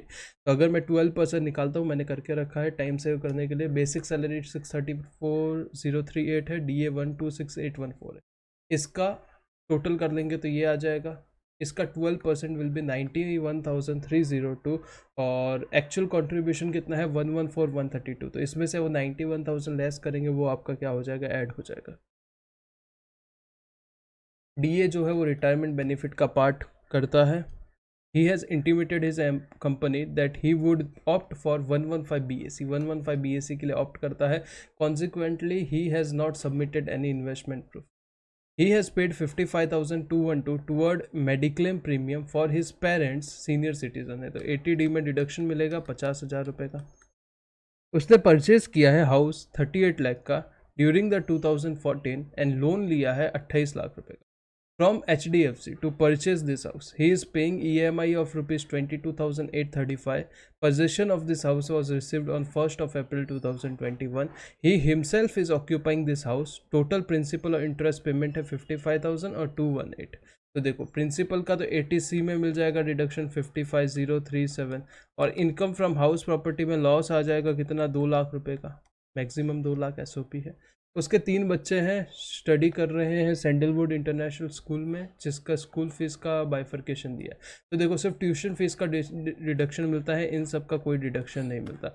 2 बच्चों का मिलता है तो हमको क्या कर लेंगे, ज़्यादा वाला ले लेंगे डिडक्शन, एक का छोड़ देंगे तो 77,080 में एक और डिडक्शन मिल जाएगा 77,000। उसने 5,000 रुपया HDFC यूलिप में और 10,000 रुपया LIC के लिए प्रीमियम पे किया है, तो ये भी 15,000 रुपीज़ आपका कहाँ आ जाएगा, ATC में आ जाएगा। He has invested रुपीज़ 12,525, ये तो हो गया। He has also donate 50,000 in PM Cares Fund, तो 80G में 50,000 का डिडक्शन आ जाएगा। नीचे आते हैं। He has invested rupees 40,000 in listed equity share of Shaktiman Powerhouse Limited on 1st of March 21, 200 रुपये में, एंड सेल कर रहा है 350। तो 350 माइनस 200 इंटू कितने शेयर है, 100 शेयर है, तो 150 इंटू 100 विल बी 15,000 रुपये शॉर्ट टर्म कैपिटल। ठीक है जी, ये सब फैक्ट के ऊपर आपको आंसर देना है। What would be the amount of income chargeable to tax under head salary. Salary head में कौन सा इनकम चार्जेबल होगा टू टैक्स, तो निकाल लेते हैं। देखो बड़ा ही सिंपल है, ऊपर दिया था जो मैंने बताया। आपका टोटल अर्निंग कितना है 1653,210। इसमें से आपका ये अलावेंस नहीं मिलेगा क्योंकि आप 115 BAC ऑप्ट करते हो, PT का डिडक्शन नहीं मिलेगा, स्टैंडर्ड डिडक्शन भी नहीं मिलेगा। एक इनकम इसमें ऐड हो जाएगी, कौन सी इनकम ऐड होगी, ये 114,132 minus 91,302, 114,132 minus 91,302, 22,830 rupees, 22,830 rupees plus 165,3,210, so 16,76,040 will be your salary income if you are opting 115 BAC। 16,76,030 या 040, ठीक है। सेकेंड पे आते हैं, whether the TDS by Nobita Private Limited on the salary paid to Mr. Sarthak based on intimation submitted by him is correct। कितना TDS काटा है देखते हैं और क्या वो सही है। तो देखो TDS किसके ऊपर कटेगा, सैलरी वाले इनकम के ऊपर कटेगा। अगर आप 115 BAC लेते हो तो हाउस प्रॉपर्टी का लॉस आप सेट ऑफ नहीं कर सकते। तो सैलरी इनकम कितना है 16,76,040 है, तो उसका हम क्या कर लेते हैं, टैक्स निकाल लेते हैं। तो मैंने निकाल के रखा है आपके लिए पूरा कंपटीशन के साथ। 16,76,036 जो भी है वो उसका टैक्स फर्स्ट 2,50,000 पे 0, नेक्स्ट 2,50,000 पे 5% जो कि 12,500 आएगा, नेक्स्ट 2,50,000 पे 10% जो कि 25,000 आएगा, नेक्स्ट 2,50,000 पे 15% 37,500, नेक्स्ट 2,50,000 पे 20% दैट विल बी 50,000 और नेक्स्ट 2,50,000 पे 25% दैट विल बी 62,500। तो यहाँ पे 15 लाख हो गया। नेक्स्ट 1,76,040 या 036 पे 30% दैट इज़ 56,812। टोटल टैक्स इतना आएगा, उसके ऊपर 4% हेल्थ एंड एजुकेशन सेस, तो 249920 विल बी योर टैक्स का अमाउंट। इतना आपको TDS काटना चाहिए था। Is it clear? ये क्यों करके रखा, अगर चाहे तो साथ में भी कर सकते थे, साथ में करते तो 5 मिनट ये कैलकुलेशन करने में लग जाते। मेरे 5 मिनट वैसे भी लगे हैं बट वीडियो का लेंथ वो 5 मिनट नहीं बढ़े, इसके लिए पहले से करके रखा है ताकि आपका टाइम सेव हो, जो कि सबसे ज़्यादा इंपॉर्टेंट है। 249920 जो कि आपको TDS काटना चाहिए। तब काटा कितना था, इतना काटा। What would be the total income without rounding off of Mr. Sarthak for the assessment year 22-23? क्या पूछा है, टोटल इनकम पूछा है, टैक्स नहीं पूछा है, करेक्ट है। टैक्स नीचे है, ठीक है। टोटल इनकम पूछा है। अगर वो 115 BAC ऑप्ट नहीं करता है तो टोटल इनकम में निकाल लेते हैं। सबसे पहले तो सैलरी का इनकम निकालेंगे, राइट, क्योंकि अभी 115 BAC ऑप्ट नहीं करेगा। तो सैलरी का इनकम कितना था, 16,76,036 था। उसमें से हम ₹2,400 चिल्ड्रन एजुकेशन अलावेंस लेस कर देंगे, ₹2,400 पीटी का लेस कर देंगे और ₹50,000 स्टैंडर्ड डिडक्शन लेस कर देंगे। करेक्ट, हाँ जी। तो सैलरी का इनकम आपका आ जाएगा माइनस कितना है, 4,800, 54,800, 16,21,240। इनकम फ्रॉम हाउस प्रॉपर्टी में आपका लॉस था, कितना लॉस था, 2 लाख रुपए का लॉस था, यहाँ पे क्लियर है। कैपिटल गेन्स का कुछ इनकम था जो हम लोग ने निकाला था, शॉर्ट टर्म कैपिटल गेन था, राइट। कैपिटल गेन वॉज 15,000 रुपये, तो वो भी मैं एज ए इनकम कंसिडर कर लूँगा, 15,000 रुपये। फिर डिडक्शंस थे बहुत सारे, ATD मेडिक्लेम था, कितना कितना था ATD, 50,000 रुपये। ATC था, ATC मेरे हिसाब से 1,50,000 पूरा यूटिलाइज हो चुका था। एक तो ये 55,000 यहाँ से, 77,000 यहाँ से और 15,000 यहाँ से, बिल्कुल आपका पूरा 1,50,000 ATC यूटिलाइज हो चुका है।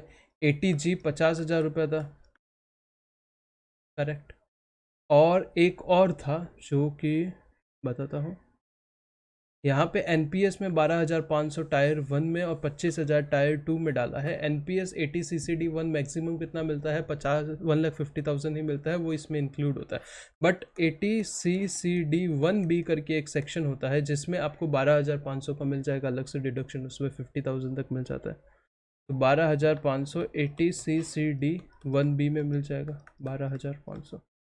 तो आपका 2 लाख लेस कर दिया, 15,000 ऐड कर दिया, minus 50,000, minus 1,50,000, minus 50,000, minus 12,500, 11,73,740 would should be your answer. देखते हैं, 11,73,740, 11,73,740, 736। एक बार मैच कर। तो फिर पूछा है what would be the tax liability of mister सार्थक। तो हम लोग ने क्या निकाला, ऊपर ही निकाला है, टोटल इनकम कितना था, 11,73,740, 11,73,740। इसमें से दो पार्ट हो जाएंगे, STCG 111A हो जाएगा 15,000 रुपये, जिसके ऊपर 15% टैक्स लगेगा, और रिमेनिंग अमाउंट कितना होगा, 11,73,740 माइनस 15,000 वुड बी 11,58,740। करेक्ट है, अच्छा। ये 15,000 का 15% विल बी 15,000 का 15% विल बी 2,250, और यहाँ पे सबसे पहले 10 लाख तक 1,12,500 हो जाएगा, और 158,740 का 30% M प्लस MRC 160,122 हो जाएगा, प्लस 2,250 प्लस 4%, 168,870, 168,870, 25 का आंसर 4 हो जाएगा। Assuming for the purpose of answering this question only that no contribution is made by Mr. Sarthak and his employer toward the PF, what amount of deduction is available to Mr. Sarthak under the Chapter 6A for the previous year 22-23 if he does not opt for Section 115 BAC? अगर वो Section 115 BAC को opt नहीं करता है तो उसका deduction का amount क्या होगा। तो देखो बड़ा ही सिंपल सा है, इसमें आपको कुछ चीज़ें ऐड करनी है और वो आपको अमाउंट निकाल देना है। सबसे पहले जैसे बात करें तो देखो ATC में ये मिल जाएगा 5,000 और 10,000। ATC में 15,000 रुपये का ये मिल जाएगा, ATCCD1B में 12,500 मिल जाएगा। ऊपर आएंगे ट्यूशन फीस इतना 77,000 हो जाएगा।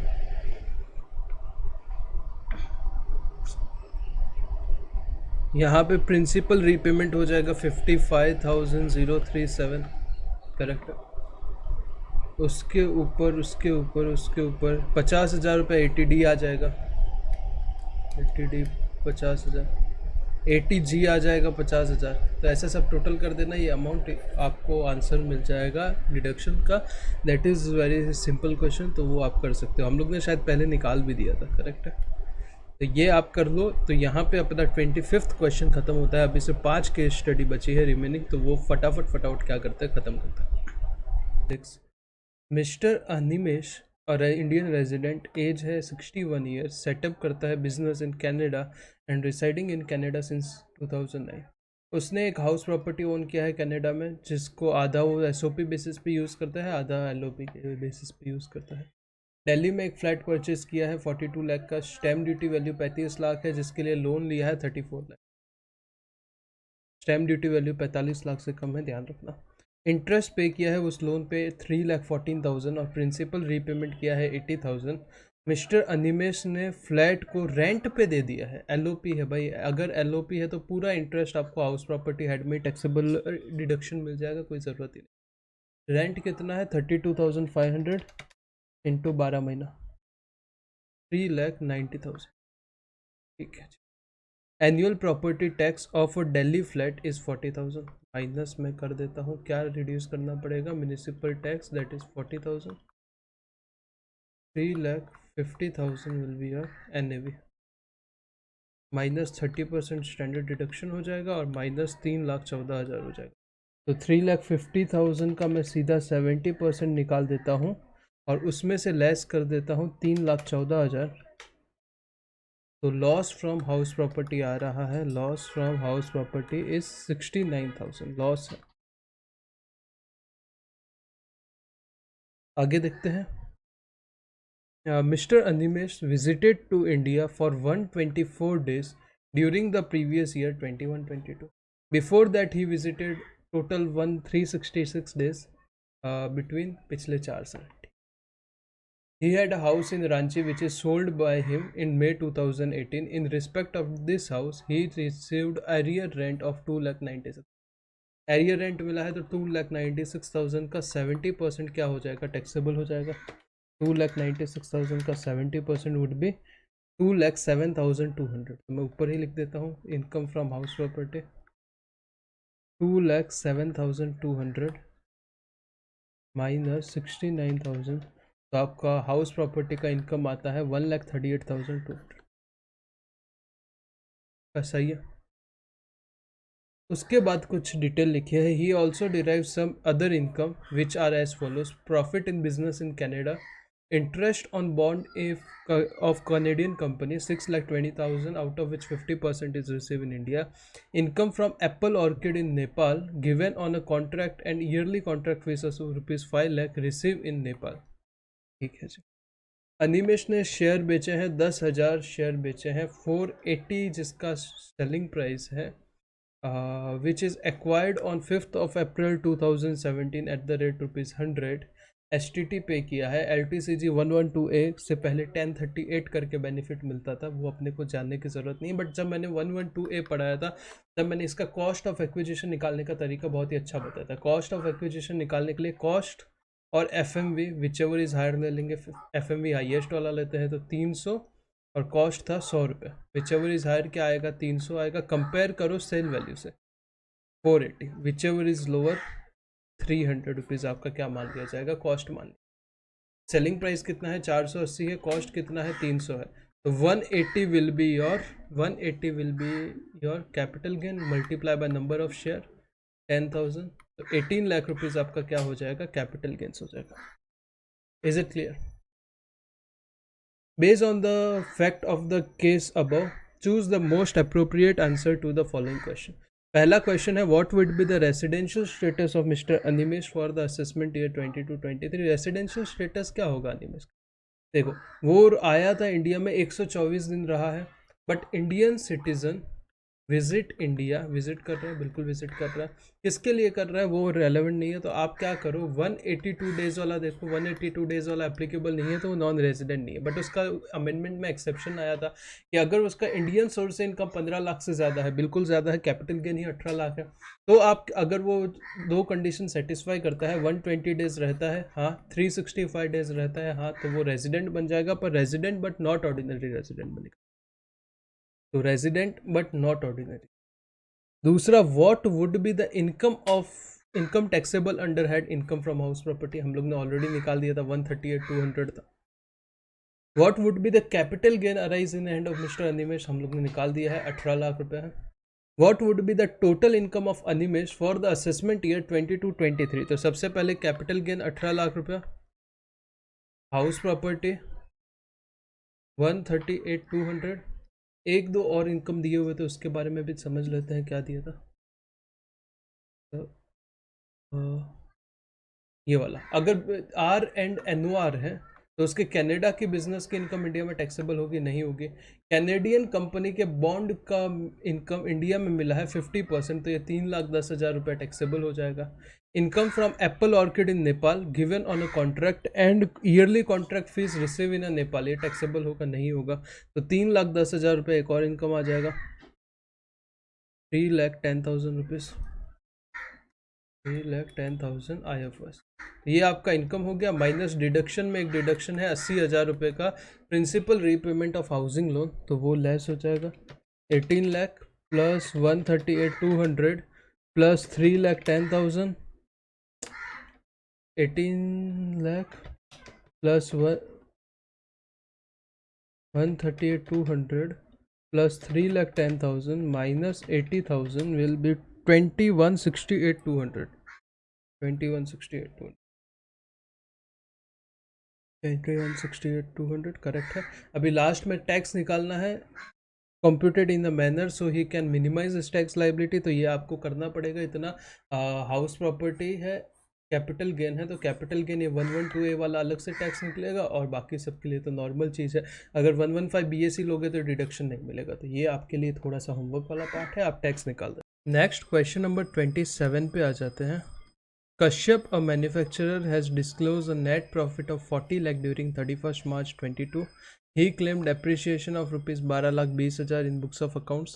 Expense in P&L includes interest payable to Mr. Raj, a resident, without deducting a TDS. Such tax, however, deducted on 15th of April, अगले साल काट के जमा करा दिया। तो ये तो अपने को पता है, 40A1A में 1,50,000 का 30%, that will be 45,000 डिसअलाउड हो जाए।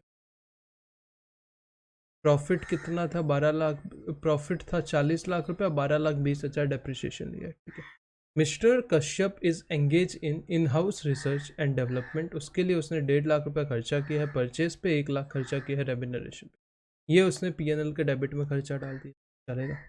मिस्टर कश्यप ने परचेज किया है नई plant and machinery for rupees 45 lakh on 2 August and put to use on 1 November, ठीक। For this purpose he borrowed 25 lakh रुपया on 1 August 2021 and paid interest at the rate 10%, which is debited in P&L account. तो यहाँ पे एक story अच्छी खासी बन रही है, अगर आप देखोगे तो कश्यप ने 45 लाख रुपए का क्या किया है, मशीन परचेज किया है, जिसको पुट टू यूज़ किया है 1 नवंबर को। 1 नवंबर का मतलब हाफ रेट ऑफ डेप्रिसिएशन 7.5%।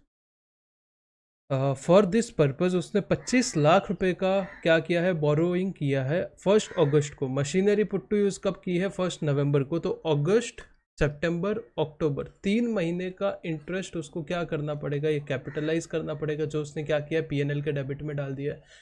तो 25 लाख इंटू 3/12 इंटू 10%, तो 2,50,000 into 2,50,000 into 3 divide by 12 will be 62,500 का इंटरेस्ट। ये क्या हो जाएगा, 45 लाख में ऐड हो जाएगा, तो कितने का मशीन पड़ेगा, 45,62,500। Is it clear? Mister Kashyap ने एक और मोटर कार परचेज किया है जिसका वैल्यू है 8 लाख ऑन 2 अक्टूबर। 2 अक्टूबर मतलब आपका नॉर्मल हो गया, पूरा 30% का डेप्रिसिएशन मिलेगा। बट कब खरीदा है, 2019 में खरीदा है। Which was put to use on same date. WDV of block on plant and machinery कितना है, 1 अप्रैल 2021 का 95 लाख है, मतलब इसका ओपनिंग WDV कितना है, 95 लाख। टर्नओवर दिया है पिछले टाइम का, अपने को क्या कुछ आंसर्स के जवाब देने। सबसे पहले पूछा है what would be the depreciation allowable under section 32 in respect of block of plant and machinery and motor car. तो सबसे पहले मैं प्लांट एंड मशीनरी का निकालूं कि मोटर कार का निकालूं? प्लांट एंड मशीनरी का ही निकाल देता हूँ। ओपनिंग WDV दिया है 95 लाख, ऐड करना है asset, actual cost of asset purchase less than 180 days, 45 62 500, depreciation निकाल लेंगे 95 लाख का, तो क्या पूरा 15% मिल जाएगा? 45 62 500 का 7.5% मिल जाएगा, और ये 45 62 500 का 10% एडिशनल डेप्रिसिएशन भी मिल जाएगा, क्योंकि वो बंदा मैन्युफैक्चरर, अगर आपने ऊपर देखा रहेगा तो 95 लाख का 15% विल बी 14,25,000, 45 62 500 का 7.5% वुड बी 3,42,187, और 45 62 500 का 10% विल बी 456,250। तीनों का टोटल अगर मैं करता हूँ तो यहाँ पे डेप्रिसिएशन आ जाएगा 222,3437, 22,23,437। ये तो आ गया प्लांट एंड मशीनरी का डेप्रिसिएशन। मोटर कार का डेप्रिसिएशन निकाल लेते हैं। मोटर कार का डेप्रिसिएशन कभी खरीदा है?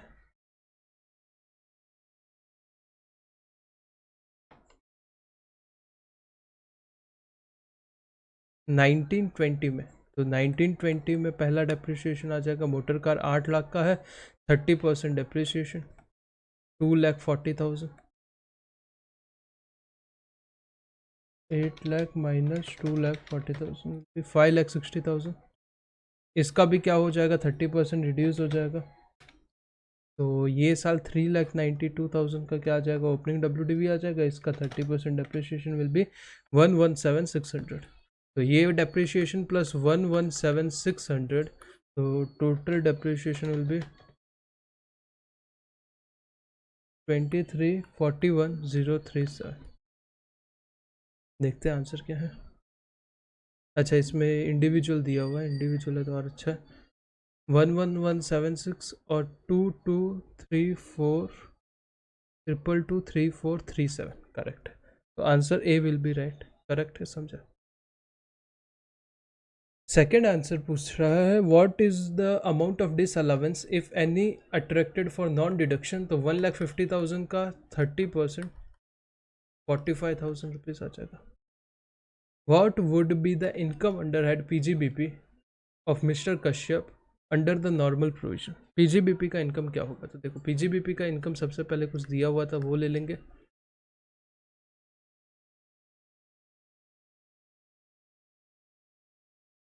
PGBP का इनकम था 40 लाख रुपए।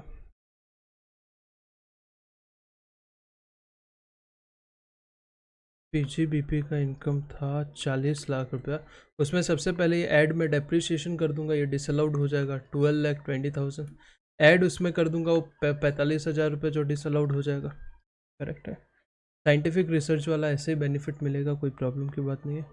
मिस्टर कश्यप, तो ये डेप्रिसिएशन इसमें से लेस कर दूंगा, लेस ये डेप्रिसिएशन जो एक्चुअल डेप्रिसिएशन था मैंने कैलकुलेट किया था, राइट। 23,41,037, 23,41,037। और क्या था? इंटरेस्ट वाला अमाउंट डिसअलाउड हो जाएगा 62,500, 62,500 डिसअलाउड हो जाएगा। और कुछ था क्या? देखते हैं क्या आंसर आता है। 40 lakh plus 12,20,000 plus 45,000 minus 23,41,037 plus 62,500 29,86,463, 29,86,463 match हो रहेगा। 29,86,462, ठीक है जी। उसके बाद पूछा है what would be the income chargeable to head PGBP if mister Kashyap opt for section 115 BAC। अगर वो सेक्शन 115 BAC ऑप्ट कर लेगा तो क्या होगा? तो भाई बड़ा ही सिंपल होगा, जो ऊपर निकाला वही होगा, उसमें एडिशनल डेप्रिसिएशन बस एक ऐड हो जाएगा। ऊपर हम लोग ने ये 20 क्या था, एक सेकेंड, ये जो अमाउंट था 3442,712, इसमें एडिशनल डेप्रिसिएशन जो हम लोग ने निकाला था वो बस ऐड कर देना, तो ये आंसर ऊपर वाले में एडिशनल डेप्रिसिएशन ऐड कर देना, तो ये आंसर आ जाएगा। और पांचवा टैक्स लाइबिलिटी निकालना है 115 बीएससी के हिसाब से भी निकाल दो, नॉर्मल के हिसाब से निकाल दो, कुछ इसमें अभी रॉकेट साइंस ने इतनी सारी टैक्स लाइबिलिटी हम लोग ने निकाली है। तो यहाँ पे question number 27, Akash had bought a residential house worth ₹2.5 crore at South Extension, Delhi in 2019 and let out the house on a rent to Mr. Riaz. Property was funded through loan from PNB. The interest due for financial year 21-22 is 25 lakh, out of which 20 lakh रुपया पे कर दिया। ठीक है जी, तो इस पे 80C में प्रिंसिपल रीपेमेंट पे क्या मिल जाएगा, डिडक्शन मिल जाएगा, और इंटरेस्ट का 25 लाख तक का डिडक्शन मिल सकता है, पर मिलेगा कितना, LOP है तो पूरा 25 मिल जाएगा, नहीं तो 2.5 मिल जाएगा, ये लेट आउट कर दिया है तो पूरा 25 मिल सकता है। आकाश then took loan of 1.5 crore from SBI on 21 for construction of first floor of that house of a self occupation. Construction progress में है। मिस्टर आकाश ने क्या किया, EMI पे करना स्टार्ट किया है, उससे 25 लाख और 5 लाख का क्या किया है, EMI पे किया है। He also paid 8 lakh to SBI out of ₹10 lakh of being interest due. पर ये तो देखो अभी तक कंस्ट्रक्शन चालू है, जब हैंडओवर होगा तब प्री कंस्ट्रक्शन इंटरेस्ट के नाम पे मिल जाएगा, अभी कुछ नहीं मिलेगा। आकाश के पास एक और हाउस है हरियाणा में, जो उसने ट्रांसफ़र कर दिया है अपनी माइनर डॉटर मिस सिया को on her birthday as a birthday gift. Miss Sia gave said house to local panchayat from September 21 at a rent of ₹5,000। 5,000 रुपये का रेंट है।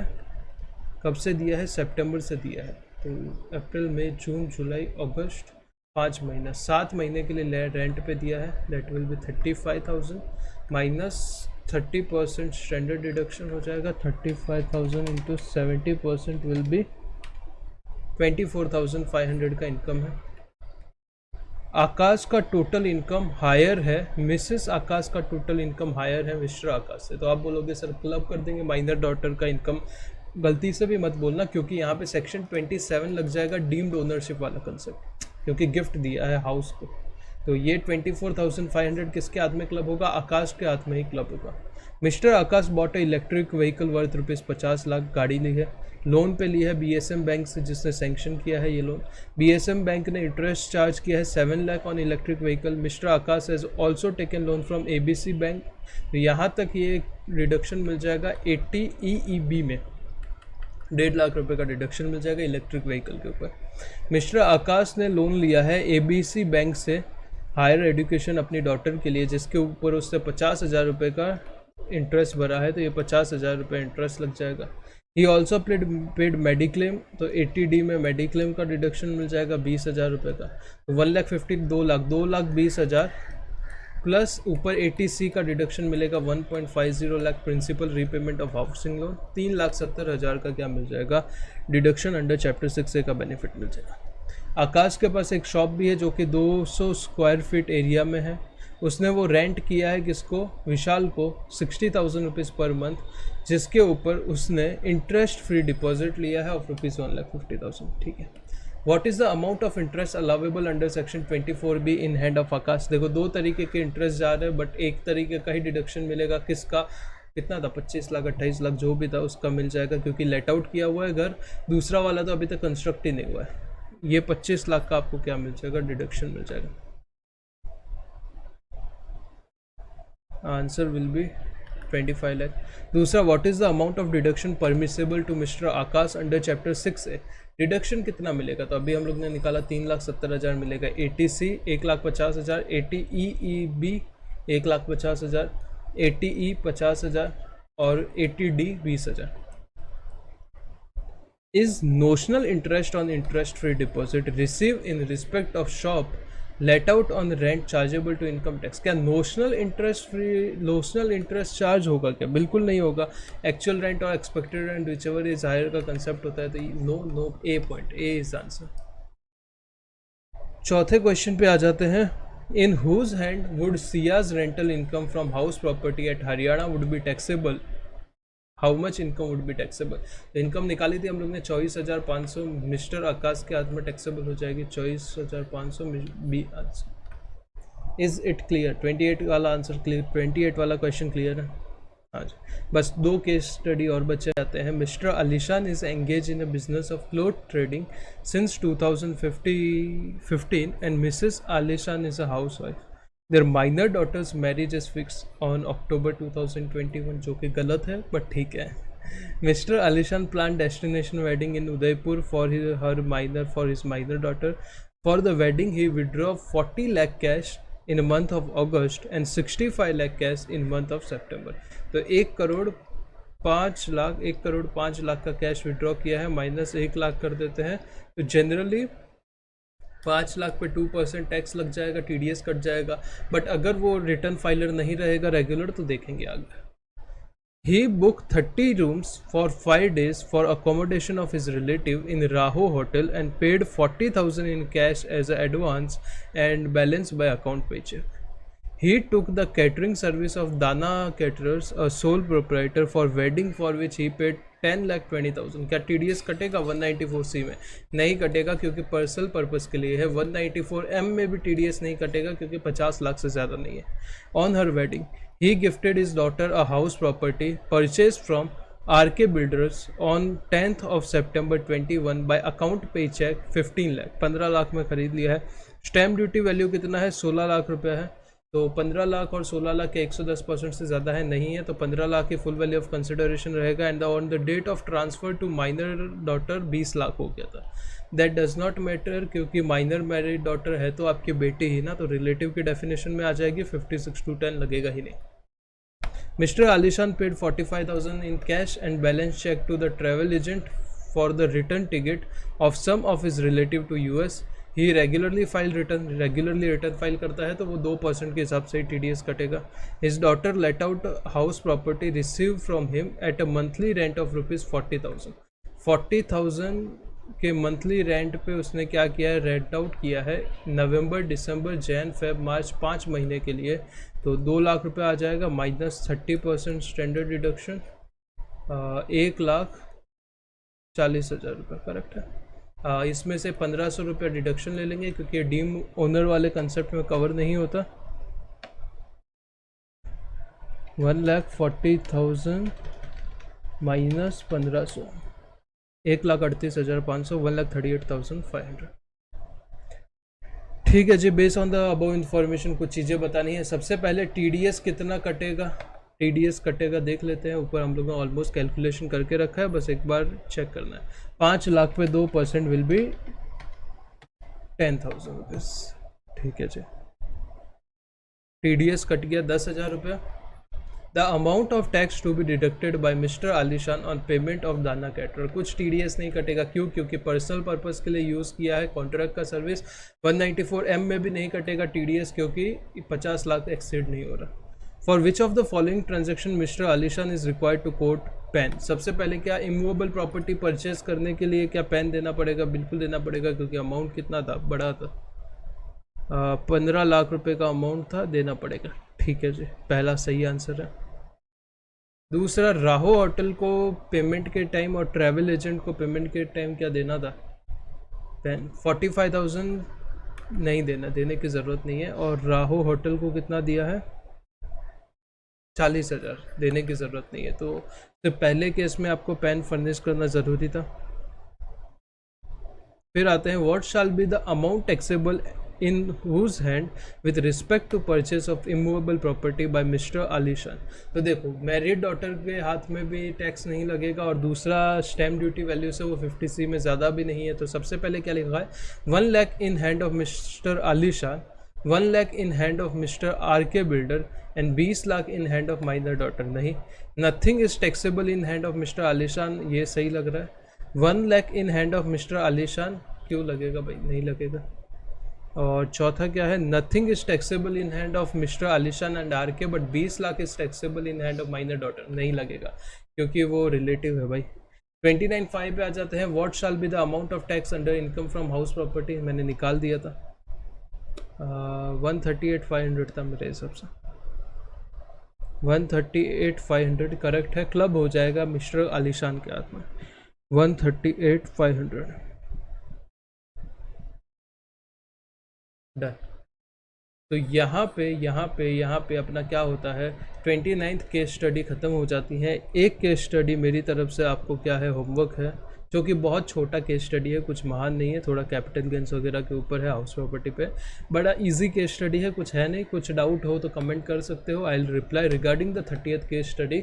और यहाँ पे अपना क्या होता है, केस स्टडी पूरे इनकम टैक्स की ख़त्म करा दी है मैंने। जीएसटी की अगर चाहिए तो मैंने ऑलरेडी पहले 15 केस स्टडी तो डाली हुई थी, मैं एक बार चेक कर लूँगा, अगर कुछ 2-4 ऐड हुई रहेगी तो ऐड करके पूरा फोल्डर ऐड मतलब अटैच कर दूँगा। मैं सोच रहा हूँ आपका जो केस सिनेरियो बुकलेट है उसके ऊपर एक मैराथन डाल दो, क्योंकि इनकम टैक्स के 130 एमसीक्यू अपने रिकॉर्डेड है, जीएसटी के 100 एमसीक्यू अपने रिकॉर्डेड है। ये 30 केस स्टडी अपनी रिकॉर्ड हो गई है, 29 ऑलमोस्ट 30 हो गई है। जीएसटी की एक बार चेक कर लेंगे कितना कुछ एडिशन है, तो वो भी करके एक मैराथन करके डाल देता हूँ, सब कुछ आपको एक वीडियो में मिल जाएगा। वीडियो अच्छा लगा, आपकी हेल्प हुई तो चैनल को भाई अभी तक सब्सक्राइब नहीं किया तो कर लीजिएगा। मेरे ऐप को डाउनलोड कर लीजिएगा, लिंक डिस्क्रिप्शन में दिया हुआ है। वो ऐप पे आपको हर चीज़ का सॉल्यूशन बेटर प्रिसाइज वे में मिल जाएगा। कुछ छोटे मोटे हैंड रिटन अच्छे खासे नोट्स भी मैं बना के डालता हूँ, जो आपके रिवीजन के लिए काम आ सकते हैं। मेरी बुक का सॉफ्ट कॉपी वगैरह आप एकदम मिनिमल प्राइस से वहाँ पे बाय भी कर सकते हो, मोबाइल भी आराम से देख सकते हो। बुक ऑर्डर करना है, लेक्चर्स लेने हैं, या फिर अपने फ्रेंड को रिकमेंड करना है, तो वहाँ पे अपडेट्स वगैरह सब कुछ मिलती रहती है।